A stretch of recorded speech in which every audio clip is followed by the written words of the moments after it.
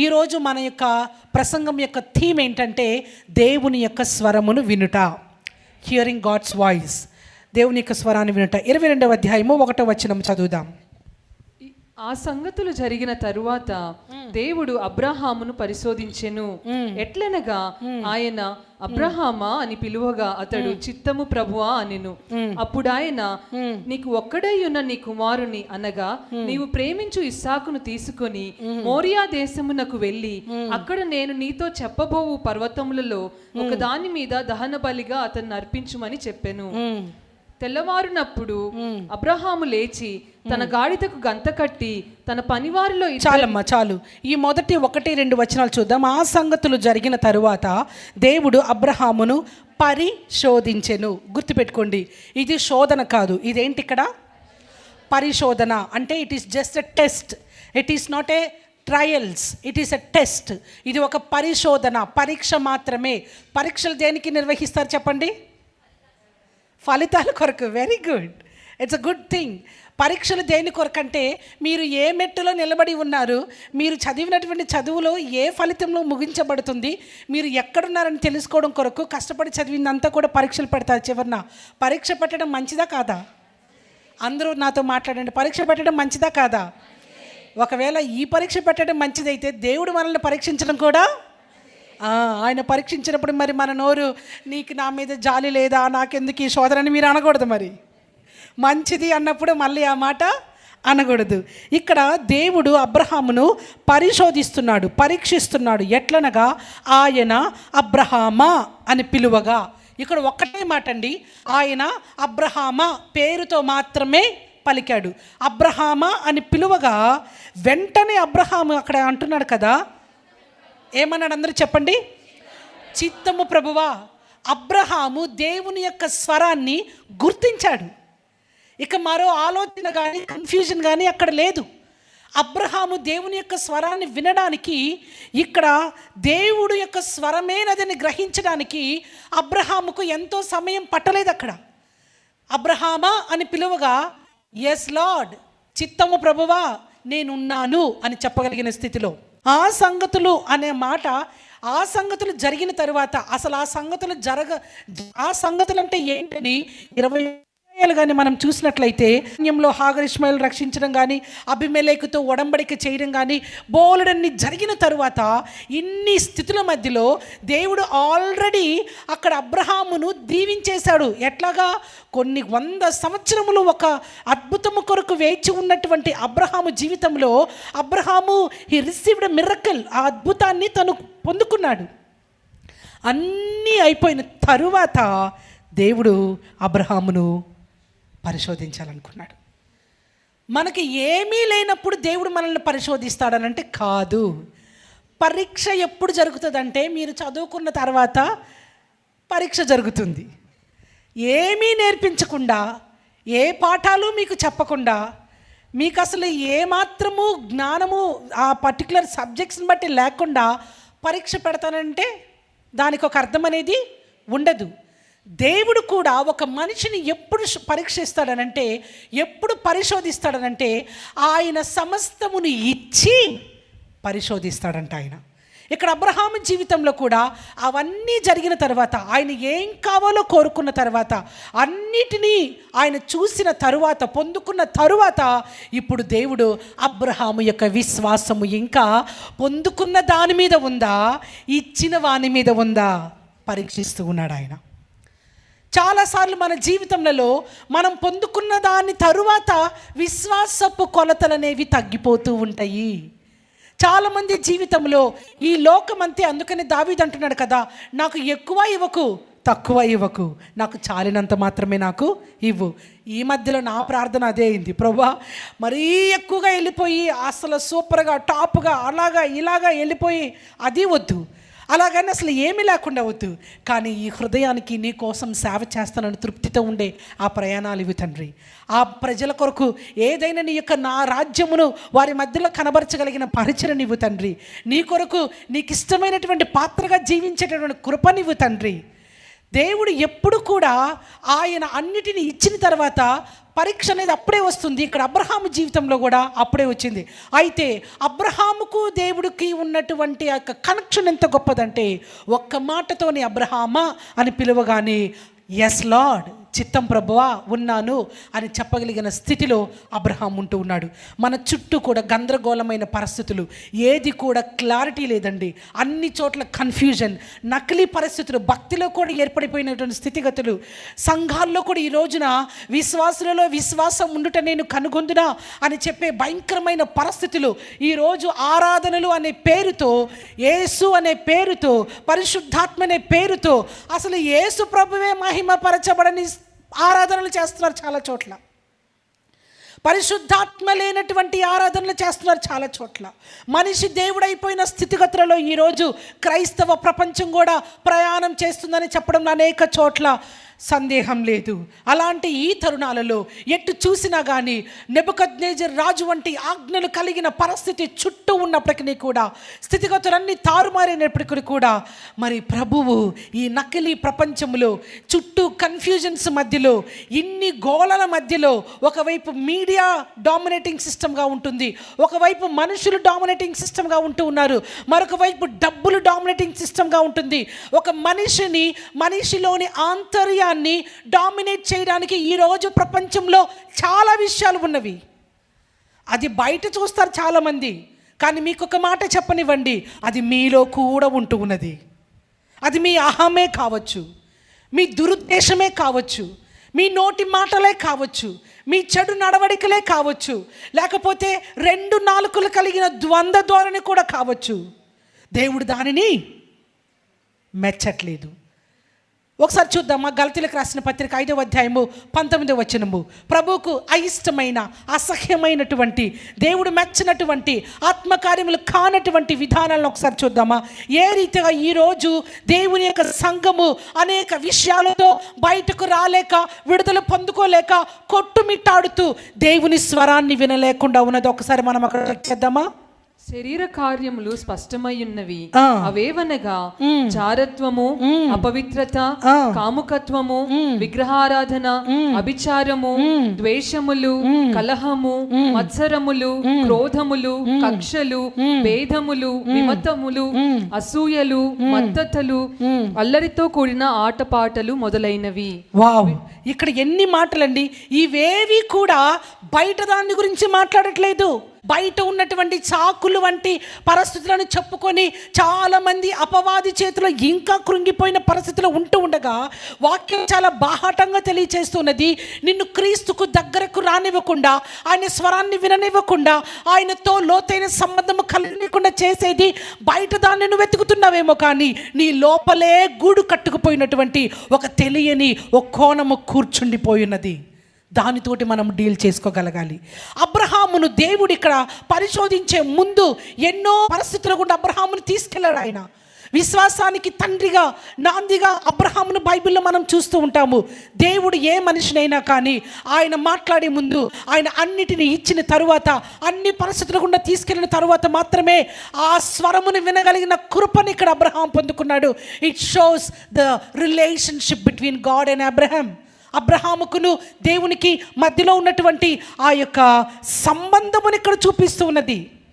ఇప్పుడు ఉదాహరణకు చెప్పాలనంటే, మీ నాన్న గొంతును మీరు గుర్తుపడతారా అని అంటే మీరేం చేస్తారు చెప్పండి? ఒక 100 మందిలో నుంచి తీసుకొచ్చి మీ నాన్నని నిలబెట్టి, మీ నాన్న గొంతుని మీరు గుర్తుపడతారేమో నేను చెక్ చేస్తానంటే మీరు నన్ను చూసి ఏమంటారు? ఏం చేస్తారు? నవ్వుతారు. ఎందుకు నవ్వుతారు? అమ్మా, మీ పేరేంటి చెప్పండి? కేజా. నేను ఇప్పుడు ఒక చిన్న గేమ్ ఆడదామే. ఇక్కడ చాలామంది ఉన్నారు కదా, మీరు అటు తిరిగి నిలబడండి. మీ నాన్న ఎవరో, మీ నాన్న గొంతును గుర్తుపడతారంటే మీ నాన్నగారు కూడా ఇక్కడ ఉన్నారు. అందరూ పిలిచినప్పుడు అసలు ఈ గేమ్ స్టార్ట్ చేయకముందు మీరు నన్ను చూసి ఎలా నవ్వుతారనంటే పిచ్చిదానిలా నవ్వుతారు. ఎందుకు నవ్వు వస్తుంది? మా నాన్న గొంతు నేను గుర్తుపట్టడం ఏంటి? మా నాన్న గొంతు నాకు ఆల్రెడీ తెలుసు. సరే, ఎట్లా తెలిసింది అది మీ నాన్న గొంతని? ఎందుకు మీరు మీ నాన్న గొంతును గుర్తుపట్టడంలో కష్టపడలేదు? Because he is your father and also and the relationship between you and your father. మీకు మీ నాన్నకి మధ్యలో ఉన్నటువంటి ఆ సంబంధము, అది రక్త సంబంధము. అలాగే నీ తండ్రి ఆయన. ఇక్కడ దానికి ఏం చెప్పినా కానీ అది వర్ణించడానికి మాటలు ఉండదు. ఈ రిలేషన్షిప్ని చాలా ఈజీగా 1000 మంది ఎక్కడ ఉన్నా కానీ ఒక తప్పిపోయిన కుమారుడు ఏడుస్తూ మధ్యలో చాలామంది ఒక జనసమూహం మధ్యలో ఉన్నప్పుడు ఎవరు పిలిచినా కానీ ఆ బిడ్డ స్పందించడు, కానీ వాళ్ళ నాన్న పిలువగానే పరిగెడతాడు. అది చిన్న పిల్లవాడు కూడా. ఆ సంబంధము ఇక్కడ అబ్రహాము దేవుడితో కలిగి ఉన్నాడు. ఈ సంబంధము ఒక్కరోజుతో వచ్చిన సంబంధం కాదది.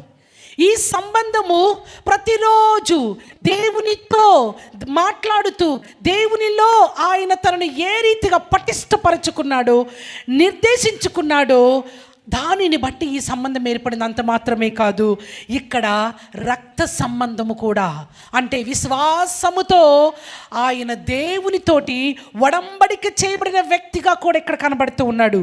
సంఘముతో ఈ మాట మాట్లాడుతూ ఉన్నారు పరిశుద్ధాత్మ దేవుడు. నీవు కనుక ఒకవేళ యేసుక్రీస్తు రక్తము ద్వారా నీవు, అదే కదా మనము ఈ యొక్క సిలువ ధ్యాన కుడికలు చేస్తున్నాము. When you think about cross, సిలువను గురించి నీకు ధ్యానం చేసే ఆలోచన రాగానే రక్త సంబంధం మనకు గుర్తుకు రావాలి. ఇక్కడ ఆయన తెలుసుకోండి, ఆయన ఇలాగూ అని చెప్పేదానికంటే మా నాన్న రక్తముతో నన్ను కొన్నాడు. ఆయన ఏ బంధమైనా కానీ విడిపోతుందేమో, కానీ రక్తబంధం ఎప్పటికీ కూడా, రక్తబంధము అంత స్ట్రాంగ్ ఉంటుంది. చివరికి దేవుడు ఆ బంధాన్ని కూడా మనకి ఇచ్చేశాడు ఆయన. అందుకని అబ్బా తండ్రి అని పిలవగలిగిన హక్కును ఆయన మనకి ఇచ్చాడు. ఆయన మనకు తండ్రిగా ఉండగా, మనం ఆయనకు కుమారులము కుమార్తెలుగా ఉండగా, ఆయన యొక్క స్వరమును విన్నప్పుడు మరే రీతిగాను చంచలమైన మనస్సు లేకుండా అవును తండ్రి అని చెప్పగలిగినటువంటి స్థితిలోనికి సంఘము ఈరోజు రాగలిగినప్పుడు, చుట్టూ ఏర్పడినటువంటి భయంకరమైనటువంటి కన్ఫ్యూజింగ్ వాయిసెస్ మధ్యలో, ఈ యొక్క నాయిసెస్ మధ్యలో సంఘము వణికకుండా, సంఘము తొట్టిల్లకుండా, సంఘము చంచల మనస్సును కలిగి ఉండకుండా ప్రభుతోటి లోతైనటువంటి ఆ సంబంధం కలిగి ఉన్నప్పుడు ఆయన స్వరాన్ని వినగలిగిన కృపను సంఘం పొందుకుంటుంది. నిర్గమకాండం 33వ అధ్యాయము 9వ వచనాన్ని ఒకసారి మనం చూద్దాము. మోషే ఆ గుడారములోనికి పోయినప్పుడు మేఘస్తంభం దిగి ఆ గుడారపు ద్వారముందు నిలువగా యెహోవా మోషేతో మాట్లాడుచుండెను. ప్రజలందరూ ఆ మేఘస్తంభము ఆ గుడారపు ద్వారమున నిలిచుండ చూచి లేచి ప్రతివాడును తన తన గుడారపు ద్వారమందు నమస్కారము చేయుచుండిరి. మనుష్యుడు తన స్నేహితునితో మాట్లాడినట్లు యెహోవా, ఈ మాట చూడండి, మనుష్యుడు తన స్నేహితులతో మాట్లాడునట్లు యెహోవా మోషేతో ముఖాముఖిగా మాట్లాడుచుండెను. మోషేతో ముఖాముఖిగా మాట్లాడుచు ఉండెను. దేవుడు మనతో ముఖాముఖిగా మాట్లాడేవాడు ఉన్నాడు. దానికి నిదర్శనమే ఇక్కడ మనము నిర్గమకాండం 33:9 వచనం నుంచి మనం చదివినట్లయితే, మోషే గుడారములోనికి, ఈ మాట దేనిని సూచిస్తుందంటే గుడారములోనికి అనేది సన్నిధిలోనికి, ప్రసన్నతలోనికి, దేవుని యొక్క వెలుగులోనికి, చీకటి నుండి వెలుగులోనికి, పాపము నుంచి పరిశుద్ధతలోనికి, ఈ లోకం నుంచి దేవుని యొక్క సన్నిధిలోనికి. అంటే ఇది లిటరల్గా ఒక బిల్డింగ్నో ఒక స్థలం గురించో మాట్లాడట్లేదు, కానీ ఈ మాట నిజముగా మన యొక్క జీవితము గురించి మాట్లాడుతూ ఉన్నది. ఇక్కడ మన నడవడికల గురించి మాట్లాడుతూ ఉన్నది. ఇక్కడ మన యొక్క సంబంధము దేవునితో ఏ రీతిగా ఉండాలో అది మనము ఎక్కడ ఉన్నామనే దాని మీద ఆధారపడి ఉంటుంది. ఒకవేళ సన్నిధి బయట నిలబడితే దేవునితో మాట్లాడలేడు, కానీ సన్నిధి లోనికి అనేది పరిశుద్ధతలోనికి ఆయన నిలిచి ఉండే స్థలము, దేవుని ఎక్కడ సన్నిధి ఉంటుందో అది పరిశుద్ధమైన స్థలముగా ఉంటుంది. పరిశుద్ధమైన స్థలములో నిలబడిన వాడు దేవుని యొక్క స్వరాన్ని వింటాడు. పరిశుద్ధమైన స్థలములో నిలబడగలిగిన వాడు పరిశుద్ధమైన జీవన శైలిని కలిగి ఉంటూ ఉన్నాడు. Hallelujah. It simply requires your life. దీనికి మనము ఏదేదో చేయవలసిన అవసరం లేదు. దేవుని స్వరం వినడానికి దేవునికి అనుగుణమైన జీవన సరళిని మీరు అలవాటు చేసుకోవాలి. వాక్యం సెలవిచ్చుచున్నది. ఆయనతోటి ఒక లోతైనటువంటి ఇంటిమసీ, ఇక నీకు దేవునికి మధ్యలో మరి ఏది కాదు. వాక్యము నీ జీవితము, నీ మాటలో, నీ కంటి చూపులో, నీ క్రియలలో, నీ నడవడికలో వాక్యానుసారమైన జీవితమును, వాక్యమును వినడం వేరు, వాక్యము చదవడం వేరు. కానీ వాక్యమును ధ్యానించిన వాడు వాక్యానుసారమైన జీవితమును జీవిస్తూ ఉన్నారు. హల్లెలూయా.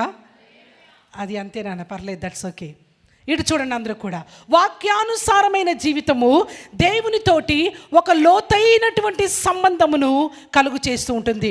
వాక్యము మీతో మాట్లాడుతూ ఉంటుంది. కీర్తనకారుడు అంటూ ఉన్నాడు కదా, వాక్యము నాకు నెమ్మదినిస్తూ ఉన్నది, నాకు ప్రాణమునిస్తూ ఉన్నది, నన్ను బ్రతికించుచూ ఉన్నది, నా మార్గమునకు అది దీపమై ఉన్నది. వాక్యము ప్రతి పాపముల నుంచి కూడా విడిపించుచు ఉన్నది. వాక్యము నా జీవితమును వర్ధిల్లింప చేసుకునే కృపను అనుగ్రహిస్తూ ఉన్నది. వాక్యము రక్షణార్థమైన జ్ఞానాన్ని ఇస్తూ ఉన్నది. వాక్యము దేవుడు మనకిచ్చినటువంటి ఆయన స్వరమై ఉన్నది. దేవుడు ఎవరితోనైనా కానీ మాట్లాడాలనంటే హీ డిజైర్స్ ద ఇంటిమసీ. ఆయన వారితో లోతైన సంబంధాన్ని కలిగి ఉండాలని ఆశపడతాడు. మోషే జీవితంలో కూడా దేవుడు మోషేతో మాట్లాడడానికి ముందుగా మోషే ప్యాలెస్లో జీవించాడు. మోషే ప్యాలెస్లో జీవించడం మాత్రమే కాదంటే రాజకోటలోనూ జీవించాడు. అది మాత్రమే కాదు, 40 సంవత్సరంలో మోషే గొర్రెల కాపరిగా కూడా తన యొక్క మామయ్య అయినటువంటి ఇత్రో దగ్గర ఉన్నాడు. మోషేకి అందలం ఏంటో తెలుసు, అలాగే పాతాళం అంటే ఏంటో కూడా దేవుడు తీసుకొచ్చి చూపించాడు. నేల మట్టుకు రావడం అంటే ఏంటో కూడా దేవుడు చూపించాడు. ఇది ఏం సూచిస్తూ ఉందంటే దేవునితో లోతైన సంబంధం కలిగి ఉండడానికి సింహాసనం మీద కూర్చుంటే సరిపోదు. నీ యొక్క గుణగణములను ఈ లోక పరమైనటువంటి ఐహిక విచారాలకు, పాప స్వభావానికి క్రీస్తు కలువరి సిలువలో రక్తము కార్చిన ఆ రక్తముతో నీవు ఈ లోక సంబంధమును విడిచిపెట్టి క్రీస్తు కుమారునిగా, కుమార్తెగా అంగీకరించబడుతూ ఉండగా పాప స్వభావము పోయి నూతనమైన స్వభావము వచ్చుచూ ఉండగా స్వభావము మారడమే ప్రభువుకు ముఖ్యం. నువ్వు రాజువైన పాటలు కూడా ఉంటాయి కదా, నీకు మేడమిద్దెలున్నా నీవు ప్రభుని చూడలేవు, నీకు అందచందమున్నా నీవు ప్రభుని చూడలేవు, కనుమూయు కాలమొక రోజు ఉన్నదని మరువబోకుమన్నా. ఇక్కడ ఎంత అద్భుతంగా ఉంటుందంటే దేవుని స్థితిలోకి వచ్చేసరికి దేవుని యొక్క పరిశుద్ధమైనటువంటి ఒడంబడిక తన యొక్క ప్రజలతో ఏ రీతిగా చేసుకుని ఆశపడుతున్నాడంటే it's a heart to heart. అది నీ హృదయానికి సంబంధించింది, నీ జీవితానికి సంబంధించింది. దేవుడు ఆ మోషేని కూడా ఆ ప్యాలెస్లో అంటే అంతఃపురంలో ఉండి ఉండొచ్చేమో, కానీ దేవుణ్ణి కలుసుకోవాలనంటే ఒకని నడవడికలు సరి చేయబడాలి, ఒకని జీవన విధానములు సరి చేయబడాలి. అది సరి చేయడానికి దేవుడు ఎంతో హైప్లో ఉన్నటువంటి మోషేని వెర్రగొట్టి నల్లగొట్టి తనలో ఉన్నటువంటి ఈ లోక స్వభావం ఏదైతే ఉందో చాలా కోపగస్తుడు మోషే, చాలా కోపం అన్నమాట. ఇక్కడ మీకు ఎవరికైనా కోపం ఉంటే దాంతో ఇప్పుడే డీల్ చేసేసుకుంటే వేసినామల్లో. కోపడుతున్నారా? మీరు చాలామందిని వినే ఉంటుంటారు, ఆ ఒక్క కోపమేనండి, కోపమేగా అని అంటారు. ఆ కోపంలో ఏమైనా జరగచ్చు. ఇక్కడ మోషేకి ఆ కోపంతో ఏం జరిగింది చెప్పండి? ఒక్కటేసాడు, చచ్చిపోయాడు.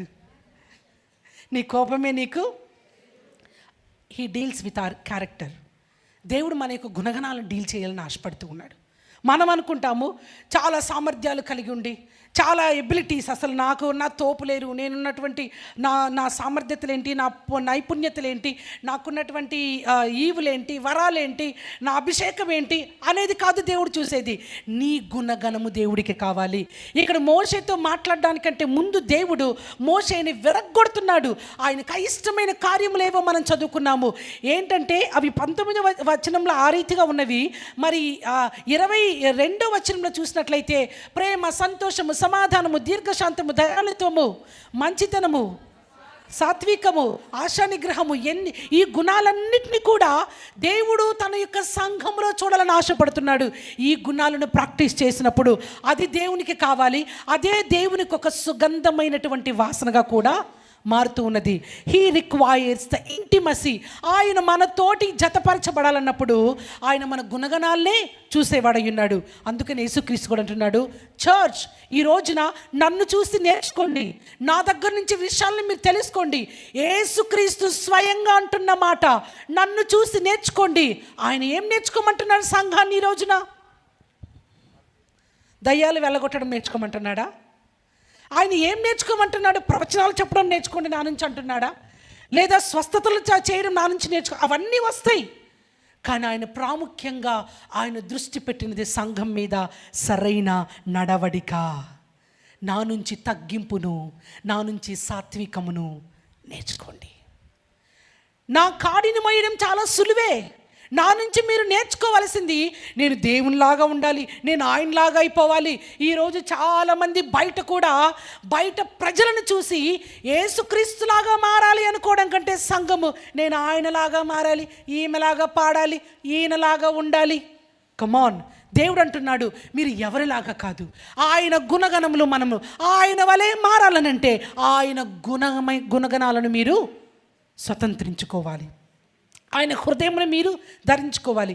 ఏమిటి ఆయన హృదయం అని అంటే, he lived a life for 33 years, 33 సంవత్సరములు. చాలామందిని యేసుక్రీస్తు ఎన్ని సంవత్సరములు పరిచర్య చేశాడనంటే 3.5 సంవత్సరాలు అంటారు. కానీ నేను 33.5 సంవత్సరాలు పరిచర్య చేశాడు ఆయన. ఆయన పుట్టుకే ఒక పరిచర్యతో ప్రారంభమైంది. ఏంటా పరిచర్య?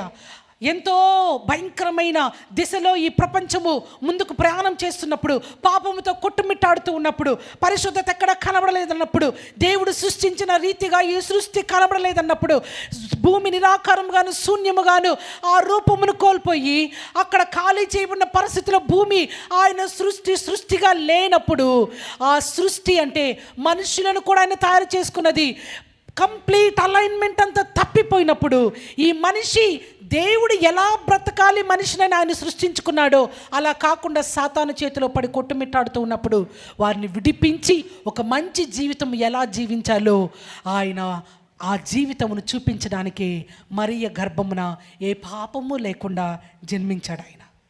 ఆయన పుట్టుకే ఒక మిషన్. అది ఒక మిషన్తో ప్రారంభించబడింది. ఆయన పుట్టుకే ఆయన ప్రతి క్షణము కూడా కుటుంబానికి దగ్గరగా ఉంటూ కుటుంబంలో బాధ్యతలు నెరవేర్చాడు. సమాజానికి వచ్చి సమాజంలో మంచిగా ఉండమని, సమాజంలో సమాధానం ఇవ్వడానికి వచ్చానని, సమాజంలో నీ వలె నీ పొరుగు వారిని ప్రేమించమని. He focused on what is needed in this world. ఈ లోకంలో ఏమి అవసరమో దాని మీద ఆయన దృష్టిని నిలిపి, దేనితో సాతాను ఈరోజు మనుషులను అంటే దేవుని సృష్టిని అంటే దేవుని సంఘాన్ని చెడిపేస్తున్నాడో దాని మీద దృష్టిని పెట్టి దేవుడు ఈ లోకానికి మనిషిగా వచ్చి, ఒక మనిషి తన జీవితంలో శరీరాశను, నేత్రాశను, జీవపడంబాన్ని అధిగమించగలడు అని చెప్పి ఆ రీతిగా జీవించి మనకు ఒక మాదిరిని విడిచిపెట్టి వెళ్ళాడు. ఆయన 33.5 సంవత్సరంలో పరిచర్య చేశాడు. సృష్టి ఆరంభంలో దేవుడు తన సృష్టిని ఏ రీతిగా ఉండాలని హవ్వను ఆదామును తయారు చేసుకున్నాడు, అది తన యొక్క స్వారూప్యమును, ఆయన యొక్క పోలికను ఈ మానవులమైన మనము కోల్పోగా తిరిగి ఆ పోలికని ఇవ్వడానికి, ఆయన గుణగణాలను తెలియపరచడానికి దేవుడు ఈ లోకానికి వచ్చి తనను తాను అప్పగించుకొని తిరిగి సమస్తమును కూడా సిలువలో ఒక జవాబుగా చెప్పి వెళ్ళిపోయాడు. ఇక్కడ యేసుక్రీస్తు ఫోకస్ అంతా కూడా ఏంటంటే మన యొక్క గుణగణముల మీద. ఈరోజు నీ ఇంట్లో నువ్వు ఎలా మెలుగుతున్నావు, ఈరోజు నీ యొక్క ప్రక్కన వారితో నువ్వు ఎలా మాట్లాడుతూ ఉన్నావు, నీ ఇంటి వారితో నీ యొక్క స్పందన, నీ యొక్క రిలేషన్షిప్ ఏ రీతిగా ఉంటూ ఉన్నది, బాధ్యత కలిగినటువంటి బిడ్డగా ఇంట్లో ఉంటూ ఉన్నావా, సంఘములో బాధ్యత కలిగిన సంఘ బిడ్డగా ఉంటూ ఉన్నావా, సమాజంలో క్రీస్తు ప్రేమను కనబరిచే వ్యక్తిగా ఉంటున్నావా? దేవుడు వీటి మీదనే ఫోకస్ చేస్తూ ఉన్నాడు. వీలైనంత మట్టుకు అందరితో కూడా సమాధానంగా ఉండండి, ప్రేమతో ఉండండి, నిన్ను వల్ల నీ పొరుగు వారిని ప్రేమించండి. ఈ మాట చర్చిని ఎంత ప్రభావితం చేసిందో అలాగే ప్రపంచాన్ని అంతటిని కూడా ప్రభావితం చేసింది. సంఘము కాకపోయినప్పటికీ కూడా ప్రపంచం అంతా కూడా యేసు ప్రభువు అనగానే అందరి మనసులో, ఈవెన్ నాన్ బిలీవర్స్కి గుర్తొచ్చే మాట ఏంటంటే love your neighbour as your self. నిన్ను వలె నీ పొరుగు వారిని ప్రేమించు. ఆయన చాలా చిన్న విషయాలని మనకు అనిపించవచ్చు, కానీ యాక్చువల్లీ ఆయన తన సృష్టిలో ఈ గుణగణాలని చూడాలని ఆశపడ్డాడు. కానీ మనము చరిత్రలు వినడానికి ఇష్టపడేంత గొప్పగా మన హృదయమును దేవుని సన్నిధిలో సరి చేసుకోవడానికి మాత్రము ఇష్టపడము. It can be a small word. ఒక చిన్న మాట మరొకరిని కూల్చుదంటే ఆ మాట సరి చేసుకునే కృప నాకు ఇవ్వయ్యానని మనం అడగాలి. మోషే కూడా ఇక్కడ మాటతో పోతే సరిపోయిండేది, కానీ ఆ కోపంలో తట్టుకోలేక ఏం చేశాడంటే కొట్టేసరికి అక్కడ ఆ వ్యక్తి చనిపోతున్నాడు. దెన్ ద లార్డ్ సెడ్, మోషే మీద తన ప్రణాళిక ఉన్నది, చాలా గట్టి ప్రణాళికే. మోషేని దేవుడు వాడుకోవాలని ఆశపడుతూనే ఉన్నాడు. కానీ మోషేలో ఉన్నటువంటి క్వాలిటీ వలన మోషే ఈ పెద్ద ప్రణాళికలో ఎక్కడ తప్పిపోకూడదని మోషేకి ఒక జీవన శైలిని నేర్పించాలనుకున్నాడు దేవుడు. అది తడవు. మోషే పరిస్థితి అక్కడి నుంచి పారిపోయేలాగా తన మామయ్య ఇత్రో దగ్గరికి వెళ్ళి 40 సంవత్సరములు అంతఃపురములో రాజభోగం అనుభవించిన మోషే అక్కడ ఊడిగము చేస్తూ తన మామతో గొర్రెలను కాసుకుంటూ ఉన్నాడు. ఆ 40 సంవత్సరములు దేవుడు ప్రిపేర్ చేశాడు మోషేని. గుర్తుపెట్టుకోండి, మీ జీవితంలో ఒకవేళ శోధన వంటి పరిస్థితులు, మీ జీవితంలో ఒకవేళ ఒక పెద్ద ప్రణాళిక మీ కళ్ళ ముందుందని మీరు నమ్మి ఒకవేళ మీరు ఒక ప్రయాణము చేస్తూ ఆ ప్రయాణంలో పడిపోతున్న పరిస్థితులు, కృంగిపోతున్న పరిస్థితులు, కొన్నిసార్లు మీ విశ్వాసానికి సవాలు చేసే పరిస్థితులు వస్తే కృంగిపోకండి. దేవుడు మిమ్మల్ని ఆ పెద్ద మీ కండ్ల ముందున్న ప్రణాళిక కొరకు ఇప్పుడు మిమ్మల్ని దేవుడు సిద్ధం చేస్తున్నాడని దాని అర్థం. ఆయన ఏదైనా ఒక పెద్ద ప్రణాళిక మీ జీవితంలో చేయాలనంటే ఆయన మొదట మిమ్మల్ని సరిచేస్తాడు. దానికి తగిన జీవితాన్ని మన దగ్గర ఉండాలని ఆయన కోరుకునేవాడై ఉన్నాడు. హల్లెలూయా, హల్లెలూయా. మోషే జీవితంలో కూడా అద్భుతమైనటువంటి పాఠం అండి ఇది. అదొక మెసేజ్గా ఉంటుంది. అయితే ఇక్కడ మనము దేవునికి స్వరమును వినడానికి మోషేని తయారు చేసి ఇప్పుడు మోషే దేవునికి స్నేహితుడిగా మారిపోయాడు. ఎలాగనంటే ప్రతి మాట మోషే జీవితంలో మనల్ని ప్రతి ఒక్కరు కూడా మనం చూసుకోవచ్చు. చిరాకు వచ్చినా దేవుడి దగ్గరికి వెళ్తున్నాడు, తను ఏదైనా చేయలేకపోయినా నేను ఇది చేయలేను అంటున్నాడు. ఎన్నో తీరులుగా మోషే దగ్గరకు వచ్చి అక్కడ మోషే దేవుడి దగ్గరకు వచ్చి నా వల్ల కాదు, నువ్వు చెబుతున్నావు నేను చేయలేనంటున్న ప్రతిసారి కూడా మనము మానవులమే, ఆయన దేవుడు అనేది మోషే జీవితంలో కనబడుతూ ఉంటుంది. ఇక్కడ అంటే మానవులు బలహీనులే, కానీ మన బలహీనతలో ప్రభు యొక్క బలము మనల్ని సంపూర్ణులుగా చేస్తూ ఉన్నది. దేవుడు మోషేతో మాట్లాడటకు ముందు మోషే జీవితాన్ని సరిచేసిన వాడుగా ఉన్నాడు. He requires intimacy. రియాలిటీ ఏంటంటే, నిజతత్వం ఏంటంటే, దేవుడు మోషేతో మాట్లాడిన వాడు, మోషేకు తనను తాను కనబరుచుకున్నవాడు గుడారంలోనికి, అంటే ప్రత్యక్ష గుడారం అంటే మరేదో కాదు, కానీ దేవుని ప్రసన్నత నిలిచే చోటు అని అర్థము. హల్లెలూయా. దేవుని ప్రసన్నత నిలిచే చోటు. ఎందుకనంటే ఇశ్రాయేలు జనాంగము వారు సతమతమవుతున్న పరిస్థితులలో దేవుడు తన ప్రజలతో మాట్లాడడానికి ఒక స్థలాన్ని ఎన్నుకుంటాడు. ఆ స్థలమే ప్రత్యక్ష గుడారము. ఆ ప్రత్యక్ష గుడారంలో మనకి మొదట ఔటర్ లైన్ దగ్గర నుంచి పరిశుద్ధ స్థలం నుంచి అతి పరిశుద్ధ స్థలం వరకు కొన్ని వస్తువులు అక్కడ ఉంచబడుతున్నవి. ఇదంతా దేనికి సూచన అంటే, అద్భుతమైనటువంటి మెసేజ్ ఇందులో నుంచి కూడా తీసుకోవచ్చు. ఇదంతా దేనికి సూచన అంటే, దేవుడు ఒక స్థలములో నివసించాలనంటే ఆ స్థలము అతి పరిశుద్ధమైన స్థలముగా దేవుడు ఉండాలని ఆశపడతాడు. అది ఈ రోజు రిలేటివ్గా మనం చూసినట్లయితే దేవుడు ఈరోజు ఆయన నివసించాలని అనుకుంటున్న స్థలం ఏం స్థలం చెప్పండి? హల్లెలూయా. ఆయన నిన్నే తన ఆలయముగా పిలుచుకున్నాడు. ఆయన నిన్నే తన మందిరంగా పిలుచుకున్నాడు. ఆయన నీ లోపల జీవించాలని దేవుడు ఆశపడుతున్నాడు. హల్లెలూయా. మరి నీలో దేవుడు జీవించాలి, నీ కొరకు దేవుడు కార్యములు చేయాలనంటే ఆయన నిన్ను తన పరిశుద్ధమైన జనాంగముగా చూడడానికి ఆయన ఇష్టపడేవాడై ఉన్నాడు. నిజతత్వం ఏంటనంటే, ఆయన మనతో మాట్లాడేవాడై ఉన్నాడు. మోషేతో మాత్రమే కాదు, మన పితరుల కనబరిచిన దేవుడు, మన పితరులకు తనను తాను కనబరిచిన దేవుడు తుదకు ఇప్పుడు కూడా సంఘముతో ఆయన మాట్లాడేవాడై ఉన్నాడు. కాబట్టి ఇప్పటికీ అనేక మందితో దేవుడు మాట్లాడుతున్నాడు. కానీ వారి వారి మెథడ్స్ కొన్ని ఉంటాయి అన్నమాట. దేవుడు ఏ రీతిగా మాట్లాడుతున్నాడో మనం ముందుకు కొనసాగించబడుతూ చూసుకుందాం. ఆయన మనతో మాట్లాడడానికి ఇష్టపడేవాడై ఉన్నాడు. యోహాను రాసిన సువార్త 10వ అధ్యాయం ఒకసారి తీద్దామా? 10వ అధ్యాయము 14వ వచనము. నేను గొర్రెల మంచి కాపరిని. తండ్రి నన్ను ఎలాగున ఎరుగునో, నేను తండ్రిని ఎలాగు ఎరుగుదునో, అలాగే నేను నా గొర్రెలను ఎరుగుదును. నా గొర్రెలు నన్ను ఎరుగును, మరియు గొర్రెల కొరకు నా ప్రాణము పెట్టుచున్నాను. ఈ దొడ్డివి కాని వేరే గొర్రెలను నాకు కలవు. 27 వచనం చదవమ్మా. నా గొర్రెలు నా స్వరము వినును, నేను వాటిని ఎరుగుదును, అవి నన్ను వెంబడించును. ఓకే, నా గొర్రెలు నా స్వరమును వినును, నా గొర్రెలు నా స్వరమును వినును, నేను వాటిని ఎరుగుదును, అవి నన్ను వెంబడించును. నా గొర్రెలు నా స్వరమును వినును. కాపదలలో ఉన్న గొర్రె తన కాపరి స్వరాన్ని వింటది. అది ఎన్ని వందల మంది గొర్రెల మధ్యలో ఉన్నా కూడా తన కాపరి స్వరాన్ని, అది ఎంతమంది పిలిచినా కూడా తన కాపరి స్వరాన్ని పర్టికులర్గా గొర్రె గుర్తిస్తూ ఉంటుందంట.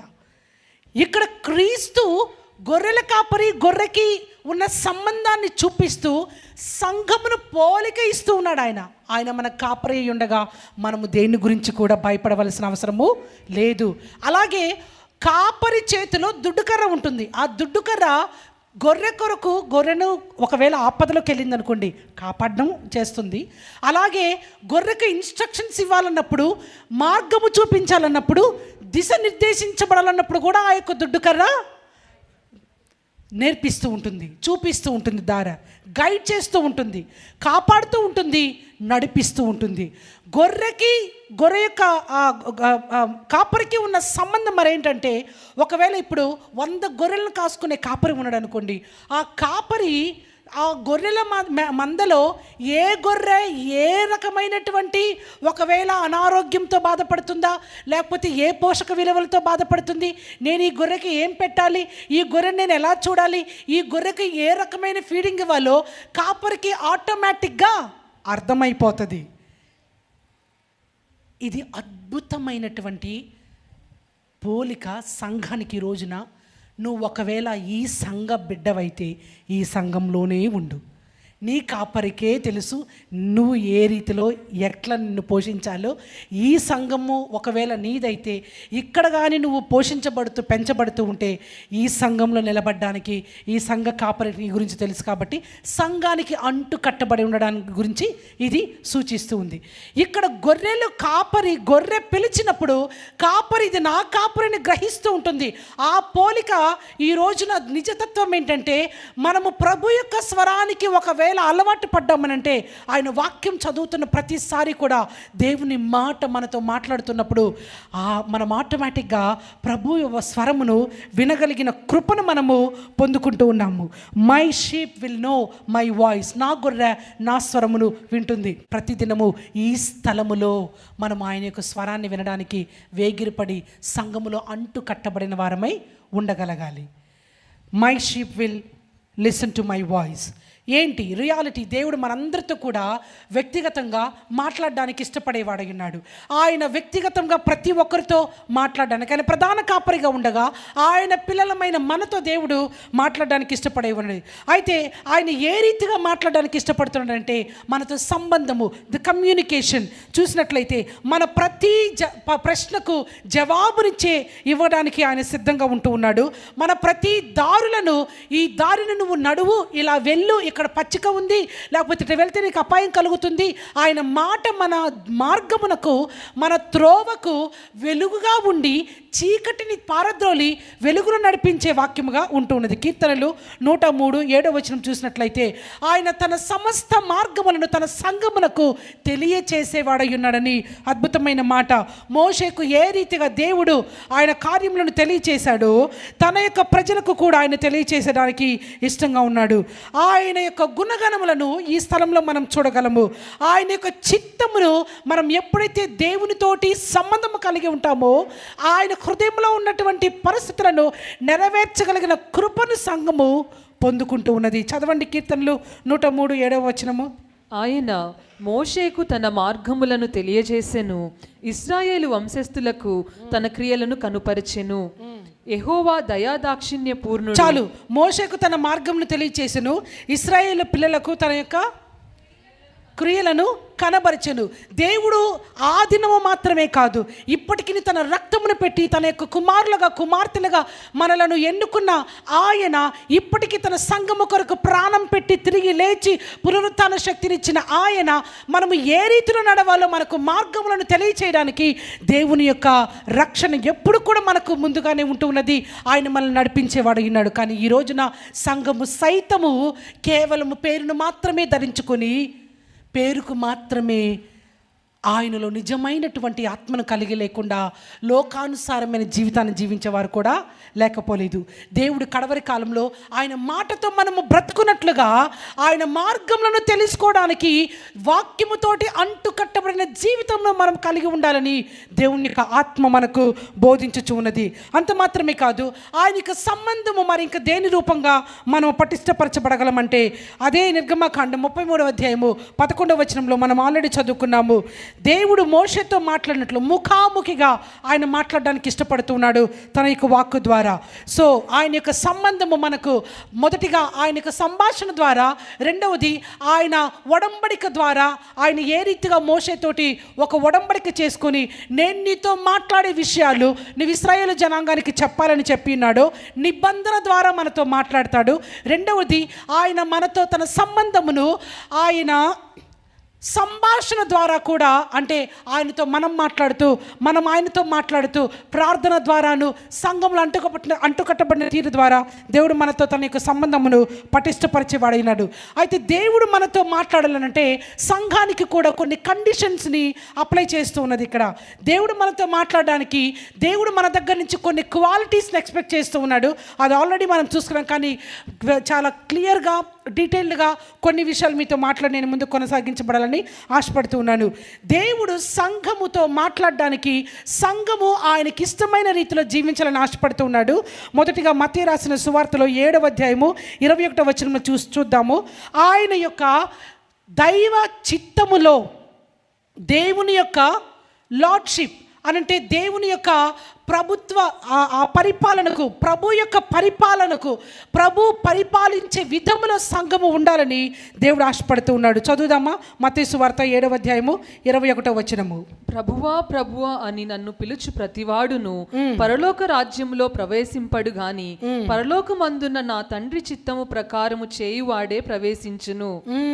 ప్రభువా ప్రభువా అని పిలిచేవాడు కాదు, కానీ ప్రభు యొక్క పరిపాలనలో ఆయన యొక్క చిత్తమును చేయగలిగి ఉంటారు వారు మాత్రమే దేవుని యొక్క సన్నిధిని చేరతారు.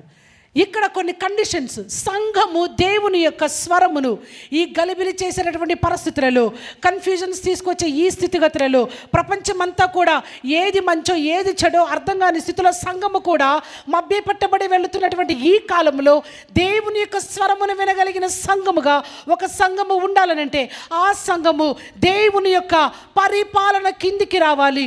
దేవుని యొక్క చిత్తమును చేయగలిగిన స్థితిలోనికి సంఘము రావాలని దేవుడు ఆశపడుతూ ఉన్నాడు. మన జీవితాలలో చాలా మందిని మనము ఏలడానికి అనుమతిస్తూ ఉంటాము. అవి మనుషులు మాత్రమే కాదండి, మనలో నుంచి వచ్చే స్వయము, అహము, మన యొక్క గుణగణాలు, మన ఆలోచన తీర్లను కూడా ఇందాక మనం చెప్పుకున్నాము.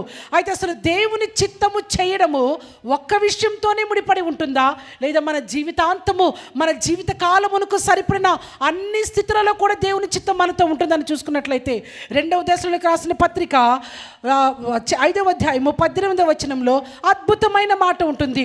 ప్రతి విషయమందు కూడా కృతజ్ఞతలు తెలుపుట దేవుని యొక్క చిత్తమైనది.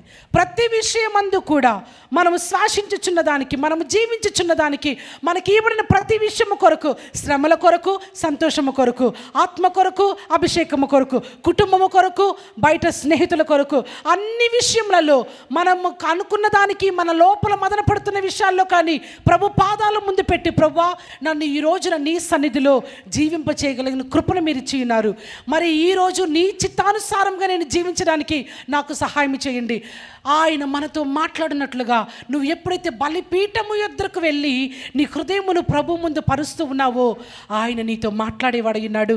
నీ హృదయమును చూసి తరచూ నీ జీవితంలో ఇంకా ఆయన కార్యములు అధికము చేసేవాడినాడు. ఆయన యొక్క స్వరమును వింటూ ఆయన యొక్క చిత్తానుసారముగా చేయగలిగిన సంఘముతో దేవుడు తన హృదయమును వెల్లడిపరచాలని ఆశపడుతున్నాడు. రెండవది ఏంటంటే మనకు పరిశుద్ధమైన హృదయం కలిగి ఉండాలని దేవుడు ఆశపడుతూ ఉన్నాడు. పాపము దేవుని స్వరాన్ని విననివ్వకుండా మన హృదయంలో ఒక బ్లాకేజ్ని తీసుకొచ్చేస్తుంది. పాపపు ఆలోచనతో పాపపు జీవితంతో కానీ మీరు జీవిస్తూ ఉన్నట్లయితే సంఘము దేవుని స్వరాన్ని వినలేదు. ఈరోజు కేవలము పేరుకు మాత్రమే దేవుని సంఘం అని చెప్పుకుంటూ ఇంకా ఐహిక విచారాల్లో కూర్చుండిపోయి, ఇంకా పాపపు ఆలోచనలో కూర్చుండిపోయి, ఇంకా ఈ పాపాన్ని విడిచిపెట్టలేక, లోకాన్ని విడిచిపెట్టలేక, సంప్రదాయాలను విడిచిపెట్టలేక కేవలము నోటితో మాత్రమే ప్రభువాన్ని పిలుస్తున్నటువంటి క్రైస్తవ జనాంగములు చాలామంది ఉన్నారు. దేవుని స్వరమును వారు వినలేరు. వాక్యము చాలా క్షుణ్ణంగా సెలవిచ్చుచు ఉన్నది. నీవు పరిశుద్ధమైన హృదయమును నీ పాప జీవితమును కడుగు కొనకపోతే, నీలో కానీ ఒకవేళ క్రీస్తు రక్తము రాకపోతే, నీవు క్రీస్తు రక్తము ద్వారా కడగబడినటువంటి జీవితమును కానీ అన్వయించుకోకపోతే, and it is manifested in every area. ఒక్క చోట మాత్రమే కాదు, ఒక చిన్న స్థితిలోనైనా పెద్ద స్థితిలోనైనా అన్ని పరిస్థితులలో నీవు దేవుని బిడ్డగా కనబరచబడడానికి పరిశుద్ధమైన హృదయమును, కడుగు కొన్నటువంటి హృదయమును, ఆ జలము నీ హృదయములో జీవజల ఊటలుగా ప్రవహించగలిగిన పరిస్థితిలో నీలో నుండి అనేక మంది ఆ పరిశుద్ధమైన జీవితమును చూడగలిగిన కృపను నువ్వు పొందుకున్నప్పుడు దేవుని స్వరమును వినగలిగిన స్థితిలో సంఘము వచ్చుచూ ఉన్నది. సంఘము అని నేను పలికిన ప్రతిసారి, మందిరము అని పలికిన ప్రతిసారి అది నీతోనే మాట్లాడుతున్నదని దేవుడు ఈ రాత్రి కాల వేళలో మనందరితో కూడా మాట్లాడుతున్నాడు. కీర్తనలు 66:18 మనం చదువుదామా? 66:18. నా హృదయములో నేను పాపమును లక్ష్యము చేసిన ఎడల ప్రభువు నా మనవి వినకపోవును. నా హృదయములో నేను పాపమును లక్ష్యము చేసిన ఎడల ప్రభువు నా మనవులను వినకపోవును. ఈరోజు మీ ప్రార్థనలు ఎందుకు ఆలకించబడట్లేదో తెలుసా? ఈరోజు అనేక మంది నా ప్రార్థన బదులు రావట్లేదు, నేను దేవునికి దగ్గర కాలేకపోతున్నాను, దేవుడు నా జీవితంలో కార్యములు చేయట్లేదు అని ఎందుకు అనేక మంది ఇంకా కన్నీరు కారుస్తున్నారో తెలుసా? ఎందుకంటే పాపపు స్వభావము వారిలో నుంచి ఇంకా పోలేదు కాబట్టి. బూతులు మానరు, చెడు ఆలోచనలు మానట్లేదు, అగౌరవంగా మాట్లాడే మాటలు మానట్లేదు, వెనక ముందు చాడీలు చెప్పడం మానట్లేదు, ఊసులు మాట్లాడడం మానట్లేదు, అన్యాయం చేయడం మానట్లేదు, నమ్మక ద్రోహం చేయడం మానట్లేదు, మోసం చేయడము మానట్లేదు, అబద్ధాలు చెప్పడము మానట్లేదు. ఇవన్నీ చిన్నవే కదండి. మీరు అనొచ్చేమో ఏదైనా తోటకు ఒకసారి మిమ్మల్ని తీసుకెళ్ళని ఆశపడుతున్నాను. ఏదైనా తోటలో కూడా దేవుడు పెద్ద పాపముగా పరిగణించింది ఏదైనా, అసలు మొట్టమొదటి పాపముగా పరిగణించింది ఏదైనా ఉందనంటే అది ఏదో ఒకరిని చంపేయడమో లేకపోతే ఇంకోటి దొంగతనం చేసిందో కానే కాదండి, మాట వినకపోవడమే. దేవుడు ఏం చెప్తే అది వినకపోగా దేవుని మాటను ధిక్కరించి ఆయన ఆజ్ఞలకు విరుద్ధముగా లేచి ఆయన ఆజ్ఞలను అతిక్రమించారు కాబట్టి పాపమునకు గురయ్యింది దేవుడు సృష్టించుకున్న సృష్టి. మానవులు సృష్టి కాదు, ఈ సృష్టి. నేను మాట్లాడేది మనిషి అనే ఈ సృష్టి గురించి మాట్లాడుతూ ఉన్నాను. మనిషికి దేవుడు తన స్వరూపాన్ని ఇచ్చాడు, మనిషికి దేవుడు తన పోలికనిచ్చాడు. కానీ ఆ స్వరూపాన్ని, ఆ పోలికను చెడగొట్టేసుకున్నాడు మనిషి. ఎందుకు? ఒక అబద్ధానికి పడిపోయాడండి ఏదైనా తోటలో. నీ అబద్ధం ఈరోజు ఒకవేళ నీ జీవితాన్ని కూడా ఎవరి గురించో మనం మాట్లాడడం కంటే ఒకవేళ అబద్ధపు జీవితం కలిగి ఉన్నట్లయితే, అబద్ధానికి జనకుడు ఎవరండి చెప్పండి? అసలు నేను అబద్ధాలే ఆడలేదండి అన్న వాళ్ళు ఇక్కడ ఎవరన్నా ఉంటే చేతులు పైకెత్తండి. హల్లెలూయా. ఇక్కడ కూర్చున్న వాళ్ళు వెనక్కి తిరిగి చూస్తున్నారు, అక్కడ కూర్చున్న కూడా వెనక్కి తిరిగి చూస్తున్నారు. మీరు ధైర్యం లేదు కదా చేయతడానికి. కానీ ఆ అబద్ధంతోనే సాతాను గాడు హవ దగ్గరకు వచ్చాడు. ఎలాగా? హే బ్యూటిఫుల్, నువ్వు ఎంత అందంగా ఉన్నావో తెలుసా, నీకు మాట చెప్పనా, ఈ పండు తింటే నువ్వు దేవతలాగా అయిపోతావు, దేవదూతలాగా అయిపోతావు, దేవుడి కంటే మించేస్తావు. జరిగిందా మరి అవ్వ జీవితంలో? జరిగిందా? అందరూ స్పందించండి. జరిగిందా? లేదు కదా. మరి దేనితోటి వచ్చింది అవ్వ దగ్గరికి సాతాను? ఏం మోసుకొని వచ్చింది? అబద్ధాన్ని మోసుకొని వచ్చింది. ఒకవేళ దేవుడు ఎందుకు ఈ మాట మాట్లాడుతున్నాడు? మీ లైఫ్లో ఈ చిన్న చిన్నవి ఏమైనా ఉంటే దేవుడు వాటినే చాలా గొప్పగా చూస్తూ ఉన్నాడు. అవి ప్రభువుకి మీకు మధ్యలో బ్లాక్ చేసేసింది. ఆయన స్వరాన్ని మీరు వినకుండా బ్లాక్ చేసేసింది. ఈరోజు పాపపు తలంపులు, పాపపు స్వభావము, పాపపు మాటలంటే ఎవరిదో ఏదో మనం మనుషులతోటి పెద్ద పెద్దవి చూసి అవే కదా పాపాలు అనుకుంటున్నామేమో. నేను ట్రామా కేర్ ఫెసిలిటేటర్గా కూడా వెళ్తూ ఉంటాను. వెళ్ళిన కొన్ని సంఘాల్లో నేను 2 రోజులు అట్లా వర్క్షాప్స్ తీసుకుంటుంటాను.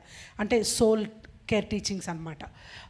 లోపల మనకు తెలియకుండా ఒక మనిషి ఉంటాడనమాట. ఆ మనిషిని గురించి టీచింగ్స్ అనమాట ఇవన్నీ కూడా. టీచింగ్ చేసినప్పుడు నా దగ్గరకు ఒక మా అమ్మ వచ్చి అన్న మాట ఏంటంటే, నిజంగా నాకు ఆ రోజు ప్రపంచంలో భూమి మీద చాలా గొప్ప సాక్ష్యం విన్నంత ఆనందం వచ్చింది. దేవుని స్తుతించాను నేను. మా అమ్మ ఒక 75-76 ఏళ్ళు ఉంటుంది. ఆవిడొచ్చి, అమ్మ నీ టీచింగ్ విన్నాక నా కోడల మీద నేను రోజు ఎంతలా అరుస్తున్నానో, చాడీలు చెప్తున్నానో అర్థమైందమ్మా. ఈ రోజు నుంచి అవన్నీ మానేస్తానమ్మా అంది. అబ్బా, ఈ అత్త కోడల తగువులు తీర్పులు ఎప్పటికి మారాలండి? ఇవన్నీ ఎవరు తీరుస్తారండి ఇవన్నీ కూడా? కానీ ఆ రోజు ఆ మా అమ్మ వచ్చి చెప్పిన సాక్ష్యం నాకు ఎందుకో చాలా, ఒక పాపి మారిన దానికి ఎంత సంతోషిస్తామో, పరలోకం ఎంత సెలబ్రేట్ చేసుకుంటుందో, ఈ అత్త కోడలు తగువ అనేసరికి నాకు అంత సంతోషం వచ్చిందండి. సెలబ్రేట్ చేసుకోవాలనిపించింది నిజంగా. అంటే దేవుడు మనలో ఉన్నటువంటి గుణగణాలు మేబీ ఆ చిన్నదే నువ్వు అనుకోవచ్చేమో. నీలో ఉన్నటువంటి ఏ చిన్న, ఆ ఒక్క చిన్నదే, ఆ కోపమే, ఆ గౌరవంగా మాట్లాడటమే. రిమెంబర్, దేవుడు మన జీవితంలో, మన కుటుంబంలో ఒకరిని ఒకరు ఎలా గౌరవించుకోవాలో కూడా బైబిల్ మనతో ప్రతిదాన్ని మాట్లాడింది. విధులు నిర్వర్తించింది బైబిల్ మనకి. నీ భార్యతో ఎలా మాట్లాడాలి, నీ భర్తతో ఎలా మాట్లాడాలి, నీ బిడ్డలతో ఎలా మాట్లాడాలి, సమాజంలో ఎలా బ్రతకాలి, ప్రతిదాన్ని ఇచ్చింది. ఒకవేళ ఎక్కడైనా కానీ తప్పిపోయినా దెన్ మీరు దేవుని యొక్క విధులకు అవతల నిలబడ్డట్లే. అదే పాపముగా పరిగణించబడుతుంది. ఆజ్ఞను అతిక్రమించడం పాపం వలన వచ్చిన జీతము చేతులారా కొని తెచ్చుకున్నాను. దేనివల్ల? మాట వినకపోవడం వల్ల. ఇక్కడ అదే పరలోకం నుంచి త్రోసివేయబడినటువంటి ఆ దూత కూడా దేనివల్ల త్రోసివేయబడింది? దేనివల్ల త్రోసివేయబడ్డాడు? మాట వినకపోవడమే. అతిశయము, గర్వము ప్రభు యొక్క కళ్ళలో పాపముగా పరిగణించబడింది. గర్వము, అతిశయము ఏదెను తోటలో పండు తిన్నందువలన పాపం వచ్చింది అనడం కంటే ఆజ్ఞను అతిక్రమించడం వలన పాపం వచ్చింది. అక్కడ పండు తినడం అనేది హైలైట్ చేయబడలేదు, కానీ మాట వినకపోవడం అనేది హైలైట్ చేయబడింది. ఈరోజు ఒకవేళ ఆ చిన్నదే నీ లైఫ్లో దేవునికి నీకు మధ్యలో నిలబడి ప్రభు ఇచ్చేటటువంటి ఆజ్ఞలను, ప్రభు నడిపించే నడతలను, ఆయన నిన్ను తీసుకెళ్లేటటువంటి మార్గంలో వెళ్ళనివ్వకుండా ఆపివేయడం వలన చూడవలసిన కనాను దేశాన్ని చూడలేకపోతున్నారు, చేరుకోలేకపోతున్నారేమో. ముందు కొనసాగించబడదాము. And the third condition is, దేవుని యొక్క స్వరమును నీవు వినాలనంటే నీలో విశ్వాసమును కలిగి ఉండాలి. ఎంతమందికి ఇక్కడ విశ్వాసం ఉంది? దానికి కూడా కొంచెం ఆలోచించి చేతుల పైకెత్తి. విశ్వాసము ఎంత గొప్పగా ఉండాలనంటే, నీ విశ్వాసము ప్రార్థన చేస్తే వర్షం ఆగిపోవాలి, ప్రార్థన చేస్తే మళ్ళీ వర్షం రావాలి. జరిగింది ఎప్పుడన్నా? బయట వర్షం ఆగిపోవడము, బయట వర్షం రావడం ప్రక్కన పెడితే, నీ ఇంట్లో వర్షంలాగా వస్తున్నటువంటి శ్రమలలో, నీ ఇంట్లో వర్షంలాగా వస్తున్న గొడవలలో, నీ ఇంట్లో వర్షంలాగా తన్నుకొని వస్తున్నటువంటి వరదల వంటి అతలాకుతలం చేస్తున్న సాతానుగాడి పరిస్థితులలో నీ ప్రార్థన ద్వారా వాటిని, విశ్వాసము ద్వారా వాటిని ఛేదించుకోగలిగిన కృపను పొందుకోవాలి. హల్లెలూయా, హల్లెలూయా. చదువుదాం. హెబ్రీయులకు రాసిన పత్రిక 11వ అధ్యాయము 6వ వచనం మనందరికీ కూడా బాగా పరిచయమైనటువంటి మాటే. దేవుని యొక్క స్వరమును వినడానికి కావలసిన కండిషన్, థర్డ్ వన్, విశ్వాసము లేకుండా దేవునికి ఇష్టుడై ఉండుట అసాధ్యము. దేవుని యొద్దకు వచ్చువాడు ఆయన ఉన్నాడనియు చాలమ్మా. విశ్వాసము లేకుండా దేవునికి ఇష్టుడై ఉండుట అసాధ్యము. విశ్వాసము ఏం కలుగు చేస్తుందో తెలుసు ఒక మనిషిలో? వినండి జాగ్రత్తగా. విశ్వాసము ఒక మనిషిలో ఏం కలుగు చేస్తుందనంటే, విశ్వాసము ఒక మనిషిలో క్రీస్తు మీద, ఆయన యొక్క మాటల మీద విధేయతను కలుగు చేస్తూ ఉన్నది. హల్లెలూయా.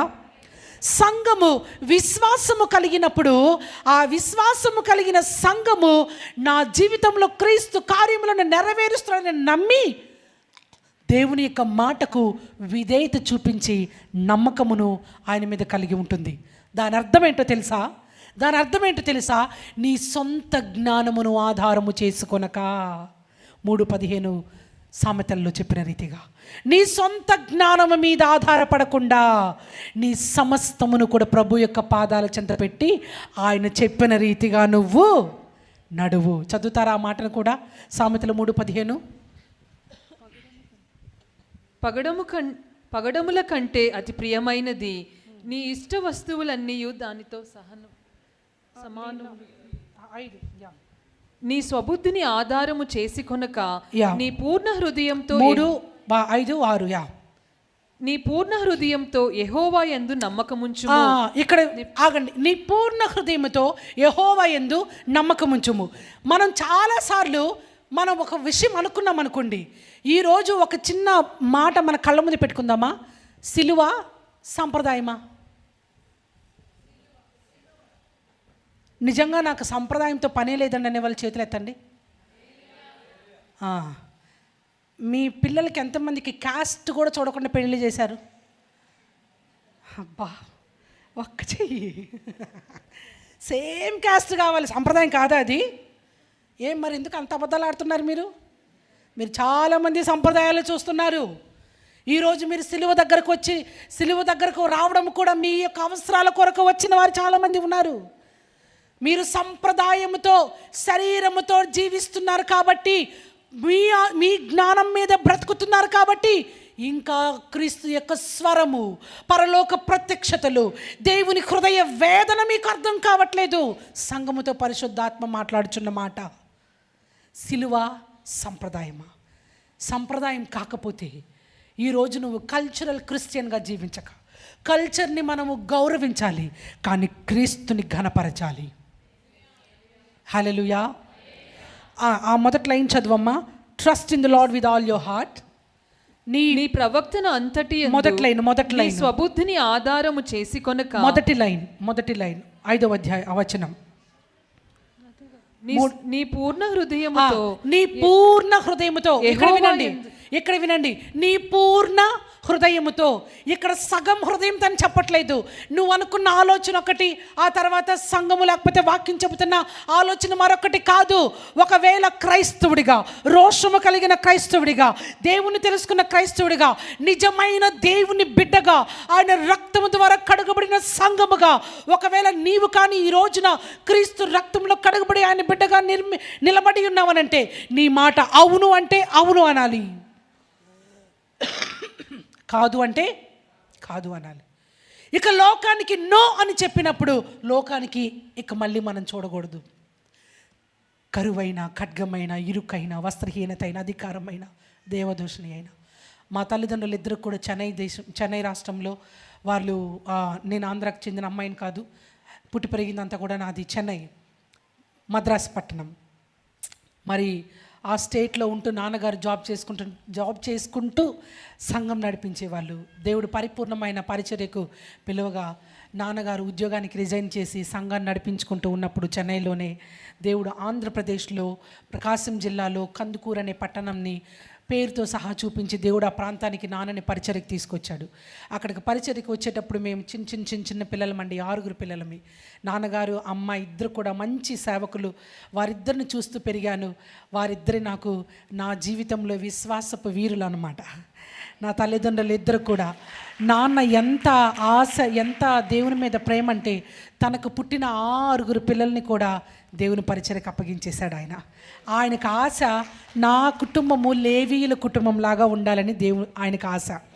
అప్పుడు అర్థమైంది ఆయనకి దేవుడు అంటే ఎంత పిచ్చో. అది ప్రేమ కాదు, పిచ్చి ప్రేమ అది. ఆయన పిల్లల్ని ఇచ్చాడు. ఆయన ఒక్కరిద్దరిని కాదు, 6 పరిచర్య కోసం ఇచ్చి. అలా వచ్చినప్పుడు అనేకమైన పరిస్థితులన్నీ ఆంధ్రాకు వచ్చినప్పుడు నా చిన్నతనం అంతా కూడా చాలా కాంప్రమైజ్డ్ చైల్డ్హుడ్. పాస్టర్ గారు సాక్ష్యం అన్నారు కానీ సాక్ష్యానికి సమయం లేదు. కాంప్రమైజ్ చైల్డ్హుడ్లో వెళ్ళి మంచినీళ్ళు తాగి పెరిగాను నేను ఆ చిన్న వయసులో. నాది చాలా పెద్ద సాక్ష్యం. అయితే సేవకుల మధ్యలో నేను ఇప్పుడు పనిచేస్తున్నాను, సేవకురాండ్ర మధ్యలో. వారి మధ్యలో పంచుకుంటున్నప్పుడు చాలామంది బలపరచబడ్డారు. బట్ సమ్ అదర్ టైం దేవుని చిత్తం అయితే నా సాక్ష్యాన్ని పంచుకుంటాను. ఎన్నో పరిస్థితులు, బట్టలు కూడా సరిగా కట్టుకోవడానికి లేకుండా, ఆహారం తినడానికి లేకుండా, హాస్టల్స్లో జాయిన్ చేస్తే ఆహారంకి అక్కడ అన్నం తినడానికి ప్లేట్ తీసుకొని వెళ్తే అన్నం పెట్టి మజ్జిగ పోయి కానీ పురుగులు అలా పైకి తేలాడాయి. ఆ టేకి పురుగులు అంటారు కదా, వాటిని తీసి ప్రక్కకేసి ఆకలికి ఉండలేక అలాంటి తిని పెరిగి క్రీస్తు కొరకు అన్నిటిని విడిచిపెట్టుకొని క్రీస్తు కొరకు వచ్చి ఆ నిందలు, అవమానాలు, ఆ భయంకరమైన బల్లెముతో కూడినటువంటి పరిస్థితుల గుండా వెళ్ళినప్పటికీ దేవుడు మమ్మల్ని విడిచిపెట్టలా. ఆయన సంతానాన్ని ఈ రోజున దేవుడు దేశ విదేశాల్లో వాడుకుంటున్నాడు. మా నాన్నగారి సంతానాన్ని దేవుడు అనేక చోట్ల వాడుకుంటున్నాడు. దాంట్లో నేనే ఒక నాందిని. ఇప్పటికీ ఉన్న 7 ఖండాలలో 4 ఖండాలు తిరగడానికి దేవుడు కృప చూపించాడు. కొన్ని దేశాల మీద దేవుడు తీసుకెళ్ళి చాలా చిన్న వయసులో, నా 14వ వయసులో నాన్న నన్ను బైబిల్ కాలేజీకి పంపించాడు. మా bachelor of theology, master of divinity, doctor of divinity, అలాగే కొన్ని లీడర్షిప్ కోర్సెస్ కొన్ని దేశాల్లో నేర్చుకొని మరి ఈ రోజున అనేక సంఘాలలో, అనేక దేశాల్లో ప్రభు కొరకు వాడడానికి, దేవుడు కొరకు ఏం పడ్డా కానీ అధికారమైన నిందైన ఆయన ఐఎమ్ షూర్ డెఫినెట్గా పాస్టర్ విజయ్ కుమార్ గారు ఇంత స్థితికి వచ్చారనంటే మా నాన్నగారిని నేను చూసి పెరిగాను కాబట్టి మీ గురించి కూడా నేను అర్థం చేసుకోగలను. ఇది it's not a easy task, సులభమైన జర్నీ అయితే కాదు ఇది. కానీ ఎవరైతే ప్రభు కొరకు నిలబడతారో విశ్వాసములో, ఆ దర్శనమును కలిగినప్పుడు, దర్శనము యొక్క మొదటి మెట్టు ఏంటంటే ప్రభు వాగ్దానము. ప్రభు అయితే తర్వాత దేవుడు విశ్వాసము ద్వారా అది జరిగిందని చూడడమే, జరగక ముందే జరిగిందని చూడడమే. అండ్ ఐమ్ షూర్ పాస్టర్ గారు మీరు సేవలోకి వచ్చినప్పుడు ఇదంతా చూస్తుంటారు, మీరు ఆల్రెడీ ఇదంతా చూశారు కాబట్టి ఆ విశ్వాసము ఇంతవరకు నిలబెట్టింది, ఇంకా ముందుకు తీసుకెళ్తుంది. హల్లెలూయా. విశ్వాసము కలిగినప్పుడు సంఘంతో దేవుడు మాట్లాడి ప్రతి మార్గములను కూడా సరళము చేసి ఇటు నడువు, ఇది చెయ్యి, ఇలా వెళ్ళు అని ఆయన మనతో మాట్లాడేవాడైనాడు. మనం శరీరమేనండి, పడిపోతామండి. కానీ తిరిగి లేచి నడవగలిగిన కృప ప్రభుతోటి అంటు కట్టబడినప్పుడు, ఆయన మనతో మాట్లాడినప్పుడు మనకు ఇప్పుడు ఒక్కొక్కసారి జీపీఎస్ని, గూగుల్ జీపీఎస్ని కూడా నమ్ముకొని వెళ్ళిన వాళ్ళు కొంతమంది తప్పిపోతున్నారు తెలుసా మీకు? ఎటెటో తీసుకొని వెళ్ళిపోతుంది అది. అదైనా దారి విడిచిపెడుతుందేమో, బైబిల్ అంటే తల్లి అయినా మర్చిపోతుందేమో. కానీ నిన్ను నడిపించడానికి క్రీస్తు మాత్రం ఎప్పటికీ మరచిపోడు. ఆయన నేను నడిపించేవాడు అయ్యున్నాడు. He speaks to us. కానీ ఆయన యందు నమ్మకం ఉంచిన వాడు పరిపూర్ణముగా ఆయనకు అప్పగించుకోవాలని వాక్యం చెబుతున్నది. అంత మాత్రమే కాదు, నీ జ్ఞానం ఏదైతే ఉందో, వాక్యంలో పౌలు అంటున్నాడు కదా, నా నీతి అంతా కూడా, దావీదు అంటున్నాడు, పౌలు అంటున్నాడు, ఈ లోకంలో ఉన్నవన్నీ కూడా నాకు పెంటతో సమానమే. దావీదు అంటున్నాడు, నా నీతి మురికి గుడ్డ వంటిది. అవునా? కానీ వాళ్ళ ఈ గుడ్డలతో కూడా చాలామంది వ్యాపారాలు చేసేస్తున్నారండి, దారుణమైన స్థితులు. ప్రభు మాటే ఆకాశము గతిస్తుంది, భూమి గతించును, కానీ చివరి వరకు నిలబడేది ఏదైనా ఉందనంటే ఆయన మాట. ఇక రానున్న రోజుల్లో ఈ బాహ్యమైనటువంటి ఈ 4 గోడలతో కూడుకున్నటువంటి ఈ భవనాలన్నీ ఉండకపోవచ్చు, కానీ దేవుని మందిరంగా నువ్వే నిలబడతావు. ఆ రోజున నువ్వు దేవుని స్వరాన్ని వినడానికి నేర్చుకోవాలి. అంత కృపను, విశ్వాసాన్ని మనము పొందుకొని ముందుకు నడవాలి. And the condition, third one, 4వది ఆరాధన జీవితము. ఇందాక చెప్పినట్లు ఆరాధన జీవితము కేవలము పాటలు పాడేది మాత్రమే కాదు. ప్రతి క్షణము నీవు నీ లైఫ్లో నుంచి దేవుని వాక్యానుసారముగా జీవించి, వాక్యము వలన నీ ఆలోచనలు బయటకు వచ్చి, ఆలోచన వలన దేవునికి మహిమ వెళితే, మహిమ వెళ్ళిన ప్రతి క్షణము దేవునికి ఆరాధన వెళ్తున్నట్లే. అర్థమైతే చప్పట్లు కూడా దేవునికి నామాన్ని స్తుతించండి. ఉదాహరణకి నీ పేరేమన్నావు తల్లి? కేజియా దగ్గర నేను మాట్లాడుతూ, కేజియా ఒకవేళ నా దగ్గరకు వచ్చి మాట్లాడితే నేను పొగరుగా ఉండి సర్లే మళ్ళీ మాట్లాడతానంటే, it doesn't bring glory to God. నేను ఆ వ్యక్తిని నిర్లక్ష్యంగా చేసేది కూడా తప్పే. దేవుడు ఏమని నేర్పించాడు? నీ వలె నీ పొరుగువారిని ప్రేమించు. నేను ఒకవేళ ఆమె నిర్లక్ష్యపరుస్తూ ఉంటే, లేకపోతే ఒకవేళ నేను నాకు ఇష్టమైన జీవితమును జీవిస్తూ నేను దేవుణ్ణి ఆరాధన చేస్తున్నానంటే కయీన్లాగా అయిపోతుంది. దేవుడు నీకిష్టమైన దానితో, లేకపోతే నీకు సంబంధించిన సమస్తముతో నిన్ను నీవే ఒక ఆరాధన పాత్రగా ప్రభు పాదాల దగ్గరకు తీసుకొచ్చి పెట్టి ఆయన ఆరాధన చేయాలనంటే నీలో నుంచి, నీ జీవన సరళలో నుంచి ప్రతి కార్యములు కూడా ప్రభుకు అంగీకారం నగినట్లుగా ఆయన ఆరాధించే జీవితం కావాలి. అంత మాత్రమే కాదు, ఆ ఆరాధన ఎప్పుడు కూడా తలాంతులతో వరములతో కాదు, కానీ ఆరాధన ఎప్పుడు ఆత్మలో ఉండాలి. ఆత్మలో ఉన్న ఆరాధన ఎలా ఉంటుందో తెలుసా? బైబిల్లో కొన్ని ఆరాధనలు చూస్తూ ఉన్నాము. ప్రభు పాదాల దగ్గరికి వెళ్ళినటువంటి ఆ యొక్క స్త్రీ తన కన్నీరంతా కూడా ప్రభు కాళ్ళ మీద పెట్టి తన కురులతో ఆ సుగంధమును రాసిన తర్వాత తుడుస్తుంది. చూసావా? విరిగి నలిగిన ధూపములో నుంచి వచ్చే ఆరాధన. నీ జీవితము ఎప్పుడు కూడా నీ దేవుని చెంత ఆరాధన అన్నప్పుడు మన బాహ్యమైనటువంటి ఇహలోక సంబంధమైన కార్యములు మన జీవితంలో విరగ్గొట్టబడుతూ ఉంటే, ఒక మెటమార్ఫిజం లాగా అవుతూ ఉంటుంది మన జీవితం. అనంటే ఒక గొంగలి పురుగు స్టేజ్ నుండి సీతాకోక చిలుకలాగా మారడానికి మధ్యలో జరిగే ఈ కార్యాన్ని రూపాంతరము చేయబడ్డమని అంటారు. ఆ స్థితిని దేవుడు మహిమకరముగా మనం అప్పగించాలి. అది కీర్తనలు 27వ అధ్యాయము 4వ వచనంలో అద్భుతంగా దావీదు అంటూ ఉన్నాడు, నీ వద్ద నేను ఒక్క వరమునే కోరాను ప్రభా, నా జీవితం అంతా నీ పాదాల చెంత. ఆయన సన్నిధిలోనికి వచ్చినప్పుడు నీ హృదయం పశ్చాత్తాపపడాలి, కన్నీరు కార్చాలి. ప్రభు పాదాల చెంత ఒక ప్రేమికుడు ప్రేమికురాల కొరకు ఏ రీతిగా ఆతురపడుతూ వేగిరపడుతూ తనకిష్టమైన వారితో కూర్చొని ముచ్చటించడానికి ఎంత హృదయము ఉవ్విళ్ళూరుతూ ఉందో, అట్టి రీతిలో ఆయన సన్నిధిలో నీ యొక్క ఆలోచనలు, నీ జీవితము, నీ యొక్క శరీరము, నీ యొక్క మనస్సంతా కూడా తన్మయత్వము చెందులాగున లోతైనటువంటి అనుబంధము అనుసంధానము కలిగినదై ఆ సంబంధము, మీ యొక్క సంబంధము పటిష్టపరచబడినట్లు వాక్యానుసారమైన జీవితమును జీవిస్తూ ఆయనకు ఆరాధనగా జీవిస్తూ దావీదు ఇక్కడ అంటున్నాడు. చదువుతారా? 27:4 వచనం. యెహోవా, నీ మార్గములను నాకు తెలియచేయుము, నీ త్రోవలను నాకు తేటపరచుము, నన్ను నీ సత్యమును అనుసరింపచేసి నాకు ఉపదేశము చేయుము. నీవే నా రక్షణకర్తవైన దేవుడవు, దినమెల్లా నీ కొరకు కనిపెట్టుచున్నాను. ఇంగ్లీష్లో అద్భుతంగా ఉంది. One thing I have decide of the lord. ఒక విషయం నేను దేవుని దగ్గర ఆశపడుతూ ఉన్నాను. ఆ విషయం ఏంటనంటే, ప్రభువా నిన్ను నేను వెతుకుతానయ్యా, నీ వైపు నేను మరలుతాను తండ్రి. నువ్వు నాకు ఏ రీతిగా నడవమని అడుగుతూ ఉన్నావో ఆ రీతిగా నేను వెళుతూ, కీర్తనలు 27:4 అమ్మ, ఆ రీతిగా నేను నీ పాదాల చెంత నీ సన్నిధిలో నేను కూర్చుండి నిన్ను వెతుకుతూ తండ్రి ప్రతి నిత్యము కూడా చిరకాలము యెహోవా నీ మందిరములో నేను నివసించినట్లుగా, నీ మందిరములో నేను బ్రతుకున్నట్లుగా నాకు సహాయం చేయి. రాజుగా ఉన్నటువంటి దావీదు ఇక్కడ రియలైజ్ అవుతూ ఉన్నాడు, నా జీవితమునకు ధన్యత ఎక్కడ ఉన్నదంటే అది నేను దేవుని యొక్క సన్నిధిలో ఉన్నప్పుడు మాత్రమే. ఈ రోజున నీ ఆలోచనలు ఈ సన్నిధిలో ఏం చెప్పబడుతుంది? దేవుని సన్నిధిలో ఉండడం అని అంటే నువ్వు ఇక్కడ కూర్చొని కూడా నీ మనసును ఎక్కడైనా తిప్పొచ్చు, అది కాదు దాని అర్థం.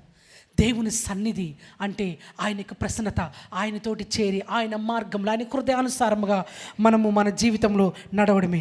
కండిషన్ 5th one, త్వరగా వెళ్ళిపోతున్నాను సమయం లేదు కాబట్టి. యాకోబు 4:7 చెప్పినట్లుగా కండిషన్ 5th one, మన జీవితంలో వచ్చేటటువంటి సాతాను తీసుకొచ్చే ప్రతి ఆత్మీయమైన పోరాటాలను ఎదిరించడానికి నేర్చుకోవాలి.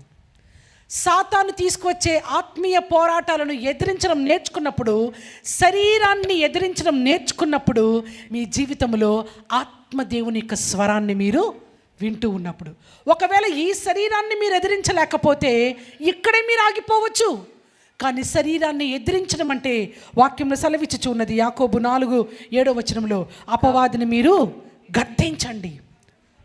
అపవాదిని ఎదిరించుడి, అపవాదిని ఎదిరించుడి, అప్పుడు వాడు మీ యొద్ద నుండి పారిపోవును. అప్పుడు వాడు మీ యొద్ద నుంచి పారిపోవును. ఎలా ఎదిరించాలో సంఘానికి వస్తూ ఉంటే సేవకుల ద్వారా వాక్యం ద్వారా దేవుడు మీతో మాట్లాడుతూ ఉన్నాడు. అపవాదిని ఎదిరించండి, వాక్యం ద్వారా ఎదిరించండి, వాగ్దానాలను ఎత్తి పట్టుకుని ఎదిరించండి, ఆత్మ ఖడ్గముతో ఎత్తి పట్టుకుని ఎదిరించండి. ఇది 2 అంచులు కలిగిన ఖడ్గంగా మీ జీవితంలో ఉంటూ ఉండగా వాక్యం మీతో మాట్లాడుతూ ఉన్నట్లు దేవుని యొక్క అధికారముని మీరు తీసుకోవడానికి మీ యొక్క సబ్మిషన్ సమర్పణ చాలా ముఖ్యం. అధికారం పొందుకోవడానికి, ఎదిరించగలిగిన అధికారం పొందుకోవాలనంటే మీ సమర్పణ కావాలి. ఇక్కడ submission authority doesn't come without a submission. సమర్పణ లేకుండా అధికారం రాదండి. తగ్గింపు లేకుండా అధికారం రాదండి. తగ్గించుకొని సమర్పించుకొని బలిపీఠం వద్ద ప్రభువా నేను శరీరమాత్రురాలనే మానవుల్నే, కానీ నాకు కావాల్సిన బలము నీ దగ్గర ఉందన్నప్పుడు ప్రభు వాక్యము ద్వారా మనం నడిపించేదిగా. సపోజ్ ఉదాహరణకి ఈ రోజు అంతట్లో నువ్వు ప్రార్థన చేసుకున్నా, నువ్వు వాక్యం చదువుకున్నప్పుడు ఏమవుతుందంటే ఏదైనా శ్రమ పోరాటం మీ కళ్ళ ముందుకు వచ్చినప్పుడు ఉదయాన్నే మీరు చేసుకున్న ప్రార్థన వాక్యము, ఆ వాక్యం ద్వారా మీరు దాన్ని ఎదిరించగలిగిన కృప వాక్యం ద్వారా మీకు వస్తుంది. ఏ గాఢంధకారపులోయలో నేను సంచరించిన ఏ అపాయానికి నేను భయపడను. ఓకే, సపోజ్ ఉదయాన్నే లేచి మీరు వాక్యం చదువుకొని మీరు ముందు కొనసాగించబడుతున్నారు. ఏదో ఒక పరిస్థితి మిమ్మల్ని గలిబిలి చేయడానికి వచ్చిందనుకోండి, భయపెట్టడానికి వచ్చిందనుకోండి, మీకు వెంటనే ప్రభుతో మీరు మాట్లాడిన మాట గుర్తుకు రావాలి. అది నాన్న ఆ వాక్యముతో ఎదిరించాలి మీరు. అర్థమైందా మీకు? ఆత్మీయ అందుకనే వాక్యం ప్రతిరోజు చదవాలని చెప్పేది. ఇవాళ ఎంతమంది పొద్దున్నే వాక్యం చదివారు? పొద్దున్న ఎంతమంది ప్రార్థన చేసుకున్నారు? అరే మీరు చాలా విషయాల్లో ఫెయిల్ అయిపోతున్నారండి. చిన్న చిన్న విషయాలు మీరు చేయట్లేదండి. మీరు క్రైస్తవులుగా మనం ఉన్నామనంటే దానికి నిదర్శనము మనము క్వైట్ టైం చేయాలి. ప్రతిరోజు ప్రభుతో మాట్లాడాలి. మీకు ఒక మాట చెప్పనివ్వండి నన్ను. చాలా మీ అందరికి కావాల్సిన మాట, మీరందరూ పడుకుంటూ ఉండగానే, మనందరం పడుకుని పడకల మీద ఉండగానే, ఉదయాన్నే లేచి మన కాలు కింద పెట్టి మన పనులకు వెళ్ళే లోపే సాతాను వాడి మండలంలో మన కోసం కావలసిన పోరాటాలు సిద్ధం చేసేస్తాడు. తెలుసా మీకు ఆ విషయం తెలుసా? ఈరోజు నేను మిమ్మల్ని ఎట్లా శోధించాలి, మీ పేర్లు నాకు తెలియదు కానీ మామూలు చెప్తున్నా, మీకు అప్లై చేసుకోండి.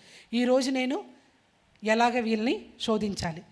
మీ బలహీనతలు కొన్ని ఆల్రెడీ ప్రతిరోజు వచ్చి మీకు బలహీనతలు కలిగి ఉంటారు కదా, మీరు పడిపోతూ ఉంటారు కదా, వాటిని పట్టుకునే చివరికి ఏ సహాయము లేని నిస్సహాయ స్థితిలో నిలబెట్టేలాగా సాతాను మీ మీద మనం పడుకొని ఉండగానే, మనం ఇంకా మంచం మీద ఉండగానే సాతాను మాత్రం పడుకోడు. వాడు మండలంలో మన కోసం పనిచేస్తా, వాడి దారిలో వాడు మనకి ఎలాంటి పోరాటాలు ఇవ్వాలో ప్రిపేర్ చేస్తూ ఉంటాడు.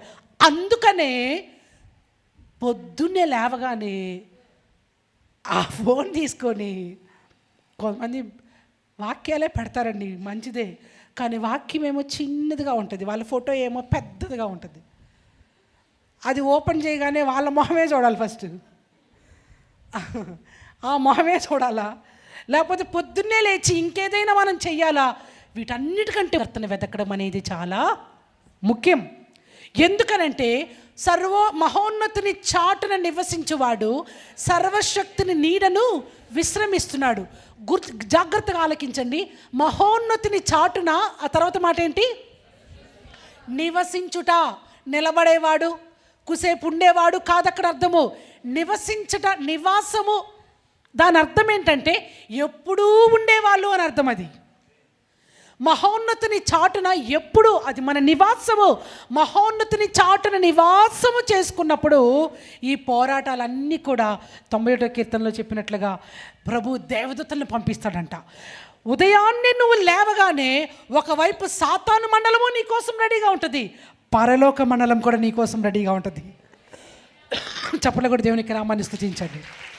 ఇక్కడ పరలోక మండలం మీకు కావాలా, సాతాను మండలం మీకు కావాలా? అవునా? మరి ఇందాక చాలామంది చేతులు ఎత్తలేదు కదా. రేపటి నుంచి ఈరోజు కూడిక కదా, ఈ కూడికి వస్తే కాదు ఏదో జరిగేది, మీరు ఇంట్లో కూడా వ్యక్తిగతంగా ప్రార్థన చేసుకుంటేనే.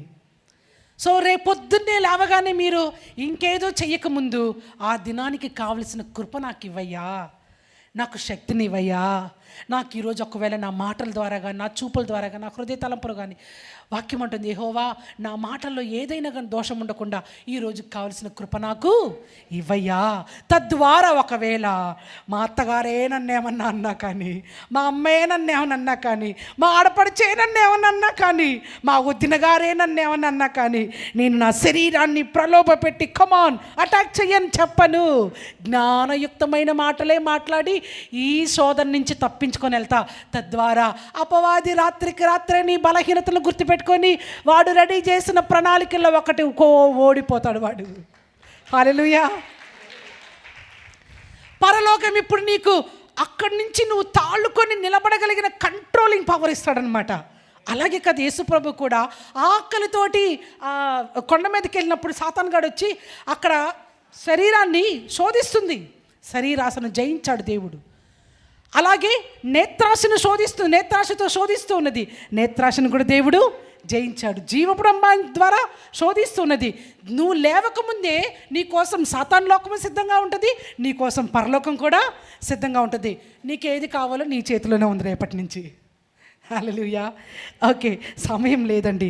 6వదిగా చూసినట్లయితే మనము కండిషన్ నెంబర్ 6, ప్రభు స్వరము వినగలిగిన కృప సంఘం పొందుకోవడానికి అనేకమైన విషయాలతో సంఘము మళ్ళీ తరచూ వాక్యము ద్వారా ఆ సంఘము నిర్ధారించుకునే స్థితిలో ఉండాలి. ఎవరు ఏది చెప్పినా వినడం కాదు. ఒకవేళ మీరు ఈ సంఘానికి షకీనా ప్రేయర్ హౌస్లో మీరు నాటబడినటువంటి ఒలివ మొక్కలైతే, ఈ సంఘములో మీరు ఉంటూ ఏదైనా పరిస్థితి మీ దగ్గరకు వచ్చినప్పుడు సంఘ కాపరిని అప్రోచ్ అవుతూ వాక్యము ద్వారా మీరు రూఢిపరచుకొని ముందుకు వెళ్ళాలి. అది 2 కొరింథీయులకు రాసిన పత్రిక 13వ వచనము 1వ వచనం. మళ్ళా మీరు దాన్ని రూఢిపరచుకోండి. 2-3 విట్నెస్ల వల్ల మీరు వాటిని రూఢిపరచుకోండి అంటూ ఇక్కడ వాక్యం సెలవిచ్చుచున్నది. దేవుని యొక్క స్వరమా, అది దేవుని స్వరం కాదా? ఎందుకంటే దేవుని స్వరంలాగా ఉండే కొన్ని స్వరాలు వస్తాయి. చాలా విషయాలు మనకు రైట్ అనిపించినట్లుంటాయి. చాలా విషయాలు మనకు కావాలి. ఇప్పుడు యేసు ప్రభు దగ్గర కూడా ఆహారం కోసం ఆయన చాలా ఆకలితో ఉన్నాడు. 40 దినాలు ఫాస్టింగ్ అయిపోయిన తర్వాత చాలా ఆకలితో ఉన్న ఆయనకి ఆహారం కావాలా వద్దా? అందరూ చెప్పండి, కావాలా వద్దా? ఆహారం కావాలి, ఎందుకంటే శరీరం అది రిక్వైర్ చేస్తుంది. అయితే ఇక్కడ ఒక మాట, ఆహారం కావాలి, సాతాను ఎంత మంచోడు, నాకు ఆహారం ఇస్తున్నాడు అని దేవుడు అక్కడ ఒక్కసారిగానే ఆలోచించకుండా శరీరుడుగానే ఉంటూ ఉన్నాడు కదా. భూమి మీద ఉన్నప్పుడు 100% మనిషి కుమారుడిగా వెళ్ళుంటే అక్కడ పాపంలో వెళ్ళిపోయిండేవాడేమో. కానీ ఆయన వాక్య జ్ఞానంతో తండ్రి నుంచి వచ్చిన ఆయనే వాక్కుగా ఉంటూ ఉండగా దాన్ని జయించాడు. మానవుడిగా ఉండి మనం కూడా దాన్ని జయించగలము. చాలా స్వరాలు, మనం ఆకలితో ఉన్నాం కదా, ఇది మనకు అవసరమే కదా, అందుకే దేవుడు తీసుకొచ్చాడేమో. మీరు నమ్మండి, కొంతమంది నాతో మాట్లాడిన వాళ్ళు, దేవుడు చెప్తేనే దీన్ని స్టార్ట్ చేశానండి, కానీ ఎందుకు నష్టం వచ్చిందో తెలియట్లేదండి. దేవుడు చెప్తేనే ఈ అమ్మాయిని తెచ్చుకొని పెళ్లి చేసుకున్నాను, దేవుడు చెప్తేనే ఈ పెళ్లి నేను చేసుకున్నాను, దేవుడు చెప్తేనే ఈ పని ప్రారంభించా, దేవుడే చెప్పాడు, కానీ ఎందుకు ఇప్పుడు నాకు జీవితంలో ఎలాగ అయిపోయిందో అర్థం కావట్లే. మీలో చాలామంది కూడా జరిగింది కదా, అది రైటే అన్నట్టు కనిపించింది, ఇది మంచిదే అనుకున్నానే, అరే ఇలా తప్పిపోయింది ఏంటి. Please be careful. వాక్యంలో తరచి, వాక్యంలో నిలబడి, వాక్యానుసారంగా మీరు చేయాలనంటే again go back to your pastor, మీ యొక్క సేవకుని దగ్గరికి వెళ్ళి get the confirmation again and again. ఆ విషయాన్ని బట్టి మీరు మరలా అక్కడ, తద్వారా దేవుడు మీతో సరైన దారిని చూపించి ఆయన మాట్లాడేవాడై ఉన్నాడు. హల్లెలూయా. కండిషన్స్ అయిపోయినాయి. నాకు సమయం ఉందో లేదో నాకు తెలియదు. I think I have to close pastor. పర్లేదా? ఓకే, అందరికి ఓకేనా? కండిషన్స్ ఎన్ని చెప్పుకున్నాం మనం? 6 కండిషన్స్ చెప్పుకున్నాము.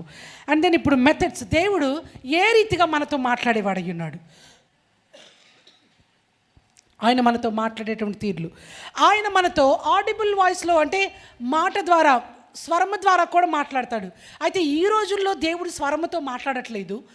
ఆ రోజుల్లో దేవుడు ఆయన తనను తాను కనబరుచుకోవడానికి వాక్యం లేదు కాబట్టి ఆయన స్వరముతో మాట్లాడినటువంటి తీర్లు మనం పాత నిబంధనలో చూడవచ్చు.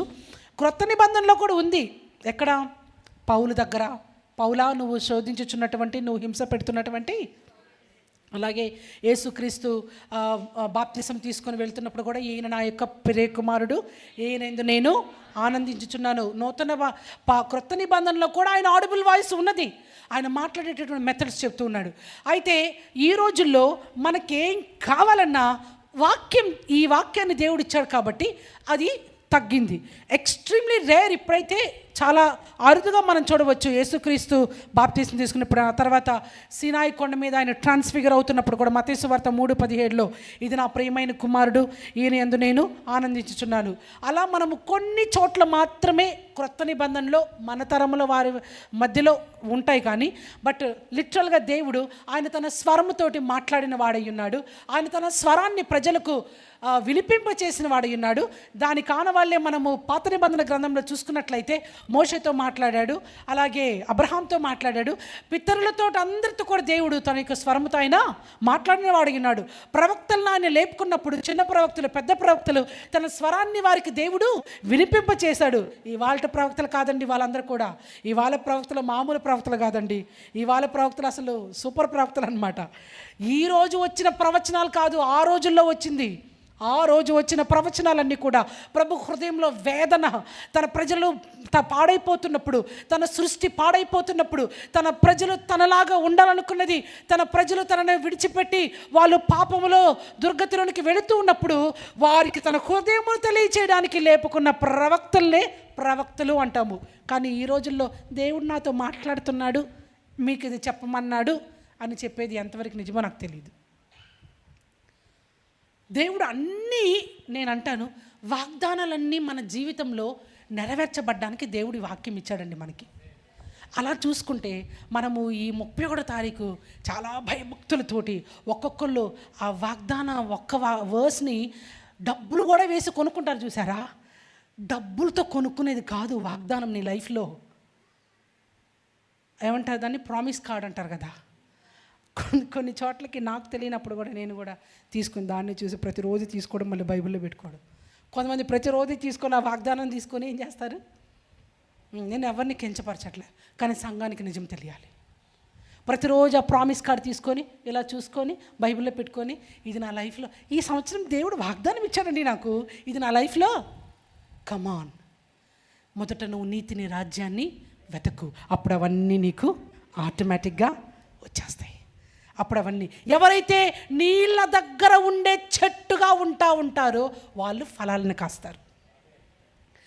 ఎండిపోయిన భూమిలో ఉండి జీవన శైలి బాలేకుండా, బుద్ధి బాలేకుండా, గుణగణాలు బాలేకుండా, దేవునితో లోతైన సంబంధము లేకుండా, పండగకు ఒకసారి, పబ్బానికి ఒకసారి, ఎప్పుడో ఒకసారి అమావాస్యకి లేకపోతే పున్నంకి ఒకసారి వచ్చి వాక్య మందిరంలో కనబడి వెళ్ళే వాళ్ళందరికీ దేవుడు వాగ్దానం ఇచ్చి అది జరిగిపోతుందనంటే మరి ఈ బైబిల్ ఎందుకు మనకి, ఈ వాక్యాలు ఎందుకు మనకి? ఎలాగన్నా ఉండొచ్చి డబ్బులు వేసేసి ఆ వాగ్దానం తీసుకుని వెళ్ళి బతికేయచ్చు కదా. God doesn't care for that. దేవుడు దాన్ని పట్టించుకోడు. దేవునికి సన్నిధిలో నాటబడితే తప్ప, నీటి యోర నాటబడితే తప్ప నువ్వు ఫలాలు ఇవ్వలేవు. ఆ నీరే పరిశుద్ధాత్మ దేవునికి గుర్తుగా ఉంటున్నది. దేవుడు మాట్లాడేవాడై ఉన్నాడు. ప్రవక్తలు లేపాడు ఆయన, ప్రవక్తల ద్వారా మాట్లాడాడు. కానీ ఇవాళ ప్రవక్తలండి, సిస్టర్ కేజీఆర్ దేవుడు నీతో మాట్లాడుతూ ఉన్నాడు. అరే ఇవాళ ప్రవచనం అది కూడా కాదు, డ్రెస్ కలర్తో సహా చెప్పి మాట్లాడుతున్నాడు దేవుడు. ఇవాళ చాలామంది దారుణాలు చేస్తున్నారు బయట. దారుణమైన పరిస్థితుల్లో వెళ్తుంది సంఘం ఈ రోజున. దేవుడు అంత చులకన చేయబడ్డానికి ఆయన మనిషి కాదు, ఆయన దేవుడు అయి ఉన్నాడు. మనుషులకైనా మనకి కొన్ని విధులు మనం పెట్టుకున్నాము. మరి పరలోకపు తండ్రి, సర్వశక్తిమంతుడు, సావరెన్ గాడ్, ఆయన ఇంకెంత బలాఢ్యుడై ఉన్నాడు. దేవుడు ఆడిబుల్ వాయిస్తో మాట్లాడతాడు. కానీ ఈ రోజుల్లో ఎక్స్ట్రీమ్లీ రేర్, ఎందుకంటే ఆయన ఆల్రెడీ మనకి గైడ్లైన్ బుక్ ఇచ్చేసాడు, ఆయన బైబిల్ని చేశాడు. రెండవ మెథడ్ దేవుడు మనతో మాట్లాడేది విజన్స్ ద్వారా దేవుడు మాట్లాడతాడు, దర్శనాల ద్వారా దేవుడు మాట్లాడతాడు. పిక్చోరియల్ కమ్యూనికేషన్ అంటారు దాన్ని. నేను మిషన్స్లో ఉన్నప్పుడు, మిషన్స్లో నాకు చాలా ఇష్టం అట్లా వెయిట్ అపాన్ ద లార్డ్, దేవుని పాదాల చెంత ఎక్కువసేపు వేచి ఉండు. తద్వారా నువ్వు నీ శరీరంలో నుంచి ఆత్మ ప్రపంచంలోనికి వెళ్తూ ఉంటావు అనమాట. నీ శరీరంలో నుంచి ఆత్మ ప్రపంచంలోనికి వెళ్ళగలగాలి. గుర్తుపెట్టుకోండి, ఇది దేనికి సాదృశ్యంగా ఉందనంటే, ప్రత్యక్ష గుడారములో ఈ ఔటర్ లైన్ ఏదైతే ఉన్నదో, ఈ గంగాలము, చేతులు కడుక్కునేది, బలి వధించేది, ఇదంతా మించి వాక్యమును, సమూహపు రొట్టె బల్లను, తర్వాత ఈ దివిటీలను ఎదుర్కొనే స్థలము, అక్కడ నూనె, అక్కడ వెలుగు, అక్కడ రొట్టెలు ఉంచబడుతూ ఉన్నాయి. కాబట్టి వాక్యము పరిశుద్ధాత్మ స్థలములోనికి నువ్వు వెళ్ళగలగాలనంటే మొదట నిన్ను నీవు శుద్ధిపరచుకోవాలి. ఒక వ్యక్తి మనసును శుద్ధిపరచుకోకుండా, మనిషిని శుద్ధిపరచుకోకుండా, మాటను శుద్ధిపరచుకోకుండా, హృదయమును శుద్ధిపరచుకోకుండా, మీరు బయటికి బాగానే కనబడచ్చేమో, కానీ లోపల ఉన్న దాక్కుని ఉన్న ఆ ఒక్క గుణము నీలో తప్పుడుగా చేస్తున్న గుణం ఏదో దాన్ని విడిచిపెట్టుకోకుండా ఉంటే ఈ లైన్ దాటి అక్కడ దాకా వెళ్ళలేరు మీరంతే. కానీ ఆ స్థలంలోనికి మీరు శరీరమును విడిచి ఆత్మ ప్రపంచంలోనికి వెళ్ళినప్పుడు దానికి నిదర్శనంగా మనము యెహెజ్కేలును తీసుకోవచ్చు. యెహెజ్కేలు ఆత్మవశుడైనప్పుడు ఎండిన లోయను చూడగలిగాడు. ఆత్మ ప్రపంచంలోనికి వెళ్ళినప్పుడు అధికారం నీ కోసం అక్కడ వేచి ఉంటుంది. అక్కడ దర్శనములను నువ్వు చూస్తావు. వావ్! పేతురు అలాగే తన యొక్క ఆహారము, పౌలు 3వ పరలోకాన్ని చూడడము, యోహాను పద్మాసు దీవిలో తను ఆత్మవశుడై ఉండడము, ఇవన్నీ కూడా మనము చూస్తున్నాం. దేవుడు మనతో మాట్లాడేవాడై ఉన్నాడు విజన్స్ ద్వారా. అండ్ నాకు చాలా ఇష్టం, ఆశపడిన దాన్ని నెరవేర్చేవాడు. ఆయన పని కొరకు ప్రభా దర్శనంలో చూడగలిగిన కృపనివ్వండి అయ్యా. సో ప్రభు ఇచ్చినటువంటి కృప ప్రార్థిస్తూ ఉండగా ఒక పిక్చోరియల్ కమ్యూనికేషన్ అంటారు దాన్ని, ఒక దర్శనంలో లేకపోతే ఒక చిత్రపటం లాంటివి కొన్ని విషయాలు కనిపించడం కానీ అలాంటి కృపను పొందుకోవడానికి దేవుడు కృప చూపించాడు.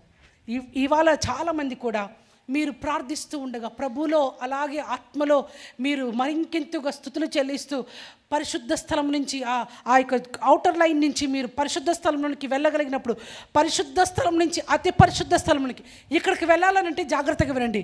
It requires even little bit of sacrifice here. కొంత త్యాగం కావాలి. ఏంటది? మీరు ఇప్పుడు ఒకవేళ ఆరాధనలో ఉన్నారనుకోండి, ప్రార్థనలో ఉన్నారనుకోండి, ప్రారంభంలో ప్రార్థన నీ శరీరం నీతో ఏకీభవించదు, అంగీకరించదు. కానీ అక్కడ నువ్వు త్యాగం చేయాలి. నీ శరీరానికి కాదు అని చెప్పి శరీరాన్ని అక్కడ నలగొట్టి ఎప్పుడైతే ఆత్మను మీరు కనబరుస్తారో దెన్ యువర్ స్పిరిట్ రైజెస్. నీ ఆత్మ పైకి లేస్తుంది. ఆత్మ పైకి లేచినప్పుడు నువ్వు ఆ యొక్క ఆత్మ ప్రపంచంలోనికి పరిశుద్ధాత్మ దేవునితో అనుసంధానమై వెళతావు. అక్కడ నీ ఆత్మీయ కనులు తెరుచుకుంటాయి. నువ్వు నీ వశంలో ఉండవు. పౌలు అంటున్నాడు ఎఫెసీయులకు రాసిన పత్రిక 1:18 అద్భుతమైన మాట అంటున్నాడు. Open the eyes of my heart Lord. నా కన్నులు తెరువు నాయనా, నా ఆత్మ కన్నులు తెరువు తండ్రి. So that I want see you Jesus. నేను చూడాలి తండ్రి. యేసు ప్రభు ప్రేమయ్య ఉన్నాడు, యేసు ప్రభు జ్ఞానమై ఉన్నాడు, యేసు ప్రభు వెలుగై ఉన్నాడు, యేసు ప్రభు సత్యమై ఉన్నాడు. ఆ సత్యాన్ని నువ్వు చూస్తావు, ఆ వెలుగును నువ్వు చూస్తావు, ఆ జ్ఞానాన్ని నువ్వు పొందుకుంటావు, ఆ ప్రేమను నువ్వు కలిగి ఉంటావు. అదే క్రీస్తును చూడడం అంటే. హల్లెలూయా. చర్చ్ మనం రూపాంతరం చెందబడాలి. సంఘమా మనం రూపాంతరం చెందబడాలి. అతి త్వరలో ఆయన రాబోతూ ఉన్నాడు. దర్శనాలు చూడగలిగిన సంఘంగా మారండి. అది మీ సంఘానికి క్షేమము, నీ కుటుంబానికి క్షేమము, వ్యక్తిగతంగా నీకు అది క్షేమము. ప్రార్థనలో దేవుడు దర్శనాల ద్వారా మాట్లాడతాడు. ఆయన పట్టముల ద్వారా మాట్లాడేవాడు ఉన్నాడు. అండ్ దెన్ థర్డ్ మెథడ్స్లో 3వది మనం చూసుకుంటూ ఉన్నాము. కండిషన్స్ చూసుకున్నాం, మనము మెథడ్స్ చూస్తూ ఉన్నాము. 3వదిగా ఆయన కళల ద్వారా కూడా మాట్లాడేవాడు ఉన్నాడు. హల్లెలూయా. దర్శనాల గురించి ఇంకా చాలా ఉంది, బట్ టైం పర్మిట్ చేసినప్పుడు దేవుని చిత్తమైతే మరొకసారి ఆయన కళల ద్వారా మాట్లాడేవాడు ఉన్నాడు. విజన్స్ ఆఫ్ ద నైట్, కళల ద్వారా ఆయన మాట్లాడేది వాక్యంలో కూడా ఉన్నది. అపోస్తుల కార్యము 16వ అధ్యాయము 9వ వచనము, అలాగే యోబు 33:12-18 వరకు కూడా మనము చూడవచ్చు. పౌలు అలాగే మాసిదోనియా నుంచి వచ్చినటువంటి వ్యక్తి కళల ద్వారా కూడా అక్కడ మాట్లాడడం. దేవుడు కళల ద్వారా రాత్రి వేళ స్వప్నమందు ఆయన కళల ద్వారా దేవుడు మాట్లాడేవాడినాడు. కానీ ఈ రోజుల్లో అనేక మంది పరిచర్యలు కూడా చాలామంది కళలను వెతుక్కుంటూ కళలను కూడా వాక్యంలో మనం చూస్తూ ఉన్నాము. కళలకు దర్శనాలకి కళలకి ఇంటర్ప్రిట్ చేయడము, భావాలను చెప్పడం కూడా బైబిల్ ఆధారంగా మనము చూస్తూ ఉన్నాము. కళలు వస్తూ ఉంటే కళలకు భావాలు చెప్పేవాళ్ళు కూడా ఉంటూ ఉన్నారు. దేవుడు కళల ద్వారా మాట్లాడతాడు. ఆ తదుపరి ఏంజలిక్ విజిటేషన్లో కూడా దేవుడు మాట్లాడేవాడు. 4వ మెథడ్ దేవుడు ఆయన మాట్లాడే తీరు సంఘముతో ఏంజలిక్ విజిటేషన్. పేతురు జైల్లో ఉన్నప్పుడు అపోస్తుల కార్యము 12వ అధ్యాయము 7వ వచనంలో జైల్లో ఉన్నప్పుడు దేవదూత అక్కడ ప్రత్యక్షమవుతుంది. హలో, హల్లెలూయా. ఉన్నారా మీరు? దేవదూతలు వాక్యం అద్భుతంగా దానికి కావలసినటువంటి వాక్య భాగం మనకు అందిస్తున్నది. వాక్య పఠనాలు 91వ కీర్తనలో నీవు పడిపోకుండా నీ దేవదూతలు ఏం చేస్తారంట? హల్లెలూయా. దేవదూతలు ఎందుకు దేవుడు మనిషికి అంత ఆధిక్యత ఇచ్చాడు తెలుసా మీకు? దేవదూతలు పరిచయం చేసేంత గొప్ప ఆధిక్యత దేవుడు ఎందుకు మనుషులకి ఇచ్చాడంటే, నాకు తెలియదు, మీరు అందరూ చెప్పుకోండి మీ పేర్లతో, నేను దేవుని పోలికలో ఉన్నాను, ఆయన పోలికతో నన్ను చేశాడు, ఆయన స్వరూపంలో దేవుడు నన్ను చేశాడు.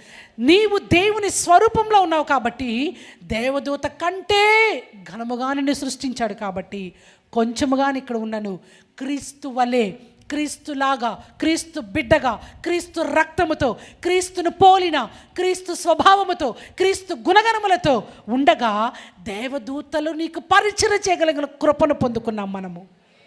అది కోల్పోవద్దు మనము. హల్లెలూయా. Angelic visitation. నేను బైబిల్ కాలేజ్ చేసేటప్పుడు మా అకౌంటెంట్ ఆ అన్న ఒకరోజు మాట్లాడుతూ ఇలా అన్నాడు, దేవదూతల సమయం ఇంచుమించు 3 to 4:30 ఆ మధ్యలో ఏంజెలిక్ విజిటేషన్స్ జరుగుతూ ఉంటాయి అన్నమాట. 3 వరకు ఆత్మీయ మండలములో అపవాది యొక్క సమయము నీ మీద ఏం చేయాలని ఇంచుమించు 12 నుంచి 3 గంటల వరకు రాత్రిపూట సాతానీయ చీకటి శక్తుల ప్రభావం ప్రబలేటటువంటి సమయం అది. నేను ఒక మినిస్ట్రీలో పనిచేశాను మిషన్స్లో ఉన్నప్పుడు. అది మిడ్ నైట్ ప్రేయర్ మినిస్ట్రీ అనమాట. మా ప్రార్థన కరెక్ట్గా మధ్యరాత్రి 12 గంటలకి స్టార్ట్ అవుతుంది. ఏం ప్రార్థన తెలుసా? ఈ చీకటి కార్యాలు, దొంగతనాలు కానీ, హత్యలు కానీ, ఈ చేతబడులు కానీ, లేకపోతే రాత్రిపూట జరిగే పనులన్నీ కూడా, ఇవన్నీ కూడా రాత్రిపూట ఎక్కువగా జరుగుతాయి అన్నమాట. సాతాను పనులు చాలా రాత్రిపూట, తాంత్రిక క్రియలు కానీ ఇవన్నీ కూడా రాత్రిపూట ఎక్కువ. వాటికి వ్యతిరేకంగా వెళుతూ ఒక టీం ప్రార్థన చేస్తూ ఉంటుంది. ఆ టీంతో నేను కొన్ని రోజులు మిషన్స్లో ఉన్నాను. నేను కూడా ప్రేయర్ చేసేదాన్ని.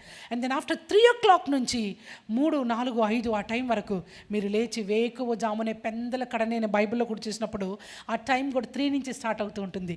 ఆ సమయంలో you will find an angelic visitation. అందుకనే ఎందుకు పొద్దున్నే మీ పనంతా అయిపోయిన తర్వాత ఏదో ఒక టైంలో కూర్చొని ప్రార్థన చేస్తాను అనే దానికంటే ఒక సమయం పెట్టుకొని ఎర్లీ మార్నింగ్ ఆ మొదటి జామున ఉదయాన్నే లేచి ప్రార్థన చేసినప్పుడు నీ పాత్రను అలాగ పైకి తీసుకెళ్ళడానికి దేవదూతలు నీ ముందు వస్తాయంట. వారు నీ ముందుకు వచ్చి నీ ప్రార్థన పాత్రను తీసుకున్నారు. అప్పుడు ఉదయాన్నే ప్రార్థన ప్రభువుకు ప్రాధాన్యత ఇస్తూ ఉంటున్నారు. ఉదయాన్నే ప్రార్థన దేవదూత. ఈ అన్న మాట్లాడుతూ ఒకరోజు హీ సా ద ఏంజల్స్ అంట. దేవదూతను చూశాడంట. అప్పుడు భయం రాలేదా నీకు? భయం అనిపించలా. ఎందుకంటే ఒకటే ఆనవాళ్ళు, మీరు దేవదూతను చూస్తారు ఉదయాన్నే, అలాగని రేపు పొద్దున్న 3 గంటలకు లేచి కూర్చోకండి. అది అన్నిసార్లు మనకు కనపడరు వాళ్ళు. ఆయన చిత్తమైతే రేర్, అది కూడా రేర్ అనమాట. ఆనవాళ్ళు దేవదూతను కానీ మీరు చూస్తే భయపడరు మీరు. ఎందుకంటే వారు దేవుని దగ్గర నుంచి వచ్చారు కాబట్టి మీ హృదయంలో సమాధానం ఉంటుంది. మరి మీకు ఒక డౌట్ రావచ్చు, దేవదూతను చూసినప్పుడు గొల్లలు ఎందుకు భయపడ్డారు? ఎందుకంటే అప్పటికి రక్షణ వారికి లేదు, రక్షకుడు అక్కడ రాలేదు. వారు పాపాలు అప్పటికి కడగబడలేదు. అందుకే వాళ్ళు పాపంలో ఉన్నారు కాబట్టి వాళ్ళు భయపడ్డారు. కానీ ఇప్పుడు మనం పవిత్రతలో దేవుని రక్తం ద్వారా పరిశుద్ధం చేయబడ్డాం కాబట్టి భయం రాదు. సో ఏంజెలిక్ విజిటేషన్ మీకు కొంచెం ఊరట కలుగుతుందని నేను ఎక్స్ప్లెయిన్ చేశాను. దీన్ని ముందు కొనసాగించబడితే మెథడ్ 5th one, దేవుడు మనతో మాట్లాడేటటువంటి మరొక కోణం ఏంటంటే, మరొక మెథడ్ ఏంటంటే ఆయన పాటల ద్వారాను కీర్తనల ద్వారాను ఆయన మాట్లాడతాడు. కీర్తనలు, దావీదు ఎన్ని కీర్తనలు రచించాడండి? ఇంచుమించు అన్ని కీర్తనలు మ్యాక్సిమం కీర్తనల పుస్తకంలో ఆయనే రాశాడు. Musical communication of a message. పరలోకంలో కూడా it has been a music that worship the lord. దేవుణ్ణి ఆరాధన చేసినటువంటి ఆ రెక్కలు, గాన ప్రతిగానములు, లేకపోతే ఆ యొక్క సంగీతములతో, సంగీతము ద్వారా దేవుడు మనతోటి మాట్లాడతాడు. సంగీతము ద్వారా దేవుడు కనబరచబడినటువంటి సన్నివేశాలు బైబిల్లో ఉన్నాయా? ఎస్. దావీదు ఆయన వాయిద్యమును వాయిస్తూ ఉంటే అక్కడ చెప్పనంద అక్కడ దురాత్మ అతన్ని విడిచిపెట్టి వెళ్ళిపోయింది. దావీదు వాయిద్యం వాయిస్తూ ఉన్నప్పుడు దేవుని బలాన్ని పొందుకున్నాడు. అక్కడికి వచ్చిన ఎలుకబడిని చంపివేయగలిగాడు. అక్కడికి వచ్చిన సింహంతోనూ కూడా పోరాడగలిగినట్లు బైబిల్లో మనము చూస్తూ ఉన్నాము. సో దేవుడు కీర్తనలతో, అంత మాత్రమే కాదు, ఎంతోమంది మేము స్ట్రీట్ గాస్పుల్ చేసేవాళ్ళం మిషన్స్లో ఉన్నప్పుడు.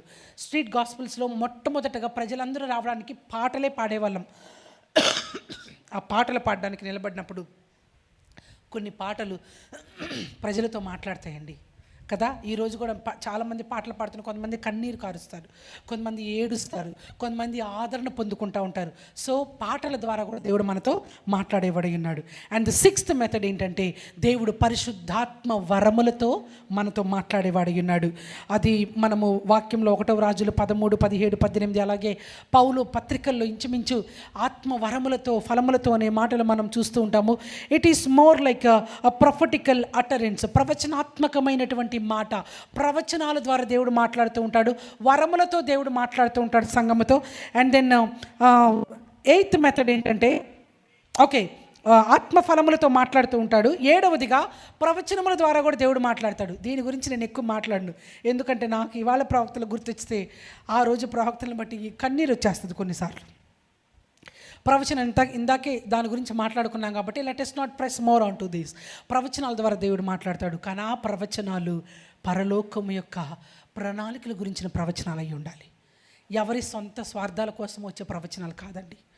ఒకవేళ కొన్ని చోట్ల మనం విమర్శించడానికి కాదు, కానీ ఏది రైట్ ఏది రాంగ్ తెలుసుకోవడం కోసం మాత్రమే ఈ మాట చెప్తున్నాను.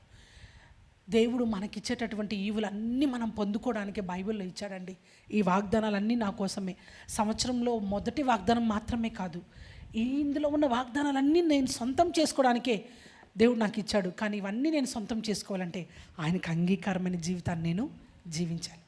ప్రవచనాలు మీ లైఫ్లో నెరవేర్చబడాలన్నా మీరు ప్రభుకు అంగీకారమైన జీవితంలో జీవించండి. ఆటోమేటిక్గా ఎవరో వచ్చి ప్రవచించక్కర్లే, నీ నోటికే దేవుడు అధికారం ఇస్తాడు. అప్పుడు నీ కళ్ళ ముందు కనపడిన ఎముకలతో నువ్వే ప్రవచించవచ్చు. నీ కుటుంబంలో కనబడుతున్న ఎముకలతో నువ్వే ప్రవచించవచ్చు. జీవము కలుగుమని నువ్వే ప్రవచించవచ్చు. చర్మము రమ్మని నువ్వే ప్రవచించవచ్చు. ఆ కృపను నువ్వు పొందుకుంటావు. హల్లెలూయా.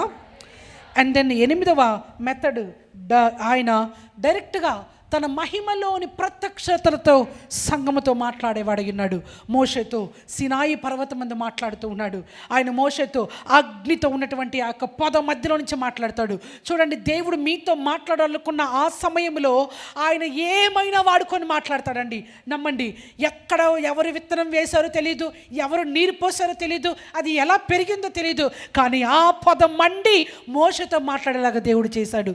మీ కొరకు దేవుడు తన మహిమలో తన ప్రత్యక్షతలో మాట్లాడడానికి దేవుడు ఎవరినో ఏదో ఒక పాఠ్య భాగాన్ని ఆయన ఏర్పరచుకుని ఉన్నప్పుడు ఆ మహిమను అర్థం చేసుకోగలిగిన స్థితిలోనికి నువ్వు రావాలనంటే అక్కడ మోషేకి దేవుడు చెబుతున్న మాట ఏంటంటే, మోషే నువ్వు అగ్ని దగ్గరకు వస్తున్నావు, చెప్పులు విడిచిపెట్టి రా.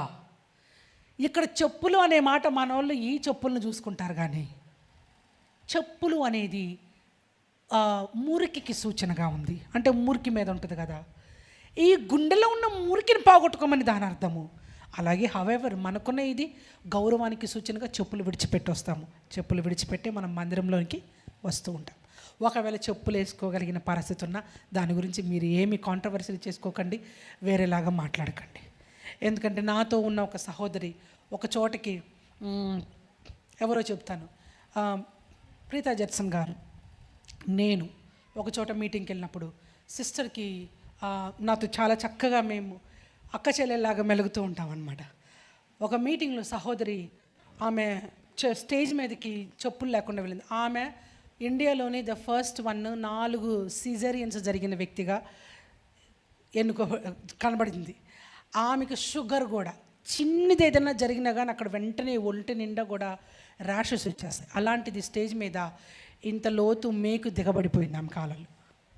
సో ఆమెకి వేరే ఆప్షన్ లేదు, ఆమె ఏదో ఒకటి చేసుకోవాలి. అది తగ్గడానికి పాపం ఎంత ఆమె ఇబ్బంది పడ్డారో చెప్పినప్పుడు, సమ్ టైమ్స్ బయటికి వెళ్ళినప్పుడు, ఇప్పుడు ఒక వీధిలో బాగా నడుస్తూ ఉన్నాం, ఎక్కడో వెళ్తున్నాం అనుకోండి, అక్కడ ఆగి ప్రార్థన చేసుకుంటే దేవుడు వింటాడా విండా? చెప్పండమ్మా, వింటాడా విండా? అరే నువ్వు ఇక్కడ చెప్పులు వేసుకొని ఉన్నావు అందుకే నేను విన్నంటాడు దేవుడు. అలాగని చర్చిలోకి చెప్పులు వేసుకురమ్మని నేనే వద్దంటే, నేనే స్ట్రిక్ట్గా చెప్తాను, నేను కూడా వేసుకొని రాము. బట్ దాని మీద మన ఫోకస్ కాదు. ఇక్కడ దేవుడు లిటరల్గా మాట్లాడుతున్నది ఏంటంటే, నీ హృదయంలో ఉన్న మురికిని తీసేసుకో. దేవుడు నీ జీవితంలోనికి ప్రత్యక్షత, మహిమలోని ప్రత్యక్షత తీసుకురావాలనంటే నీ హృదయం కడుక్కోమని దాని యొక్క అర్థంగా ఉంది. And then the 9th one, నేను ముందు కొనసాగించబడుతున్నాను. దీంతో నేను మెథడ్స్ వరకు చెప్పి ఆపేస్తాను. వార్నింగ్స్ ఉన్నాయి, ఒక్కొక్కరికి వార్నింగ్స్ ఉన్నాయి. అది రేపు ఇస్తాను నేను మీకు. ఓకే, ఆయనక్క రేపు కర్ర పట్టుకొని వస్తుంది అనమాట. ఓకే, మెథడ్ 9th ఏంటంటే ఇన్నర్ వాయిస్. నీ లోపల ఉన్నటువంటి నీ స్వరము. కొన్నిసార్లు ప్రభు ఎలా మాట్లాడతాడంటే, నా 14వ ఏట మా నాన్న నా దగ్గరకు వచ్చి, అమ్మ నువ్వు బైబిల్ కాలేజ్కి వెళ్ళాలన్నప్పుడు నాకు అసలు పిలుపు అంటే ఏంటో, దాని అర్థం ఏంటో కూడా తెలియదు. అలాంటి సమయంలో వెళ్ళాను. నా వయసు అంతా చాలా చిన్నదాన్ని, 14. కానీ అక్కడికి వెళ్ళిన తర్వాత ఉన్నటువంటి బైబిల్ కాలేజ్ స్టూడెంట్స్ అందరూ కూడా 25, 26, 27 సంవత్సరాలు. సో వాళ్ళ ఏజ్కి నేను సరిపోయిన దాన్ని కాను వాళ్ళ ఊసులు వినడానికి. అందుకని నాతో ఎవరు మాట్లాడలేదు. పెద్దక్కల స్టోరీలన్నీ వేరే ఉంటాయి కదా, పిల్లలతో మాట్లాడరు కదా. సో నన్ను ఒక్కదాన్ని వదిలిపెట్టేశారు వాళ్ళు.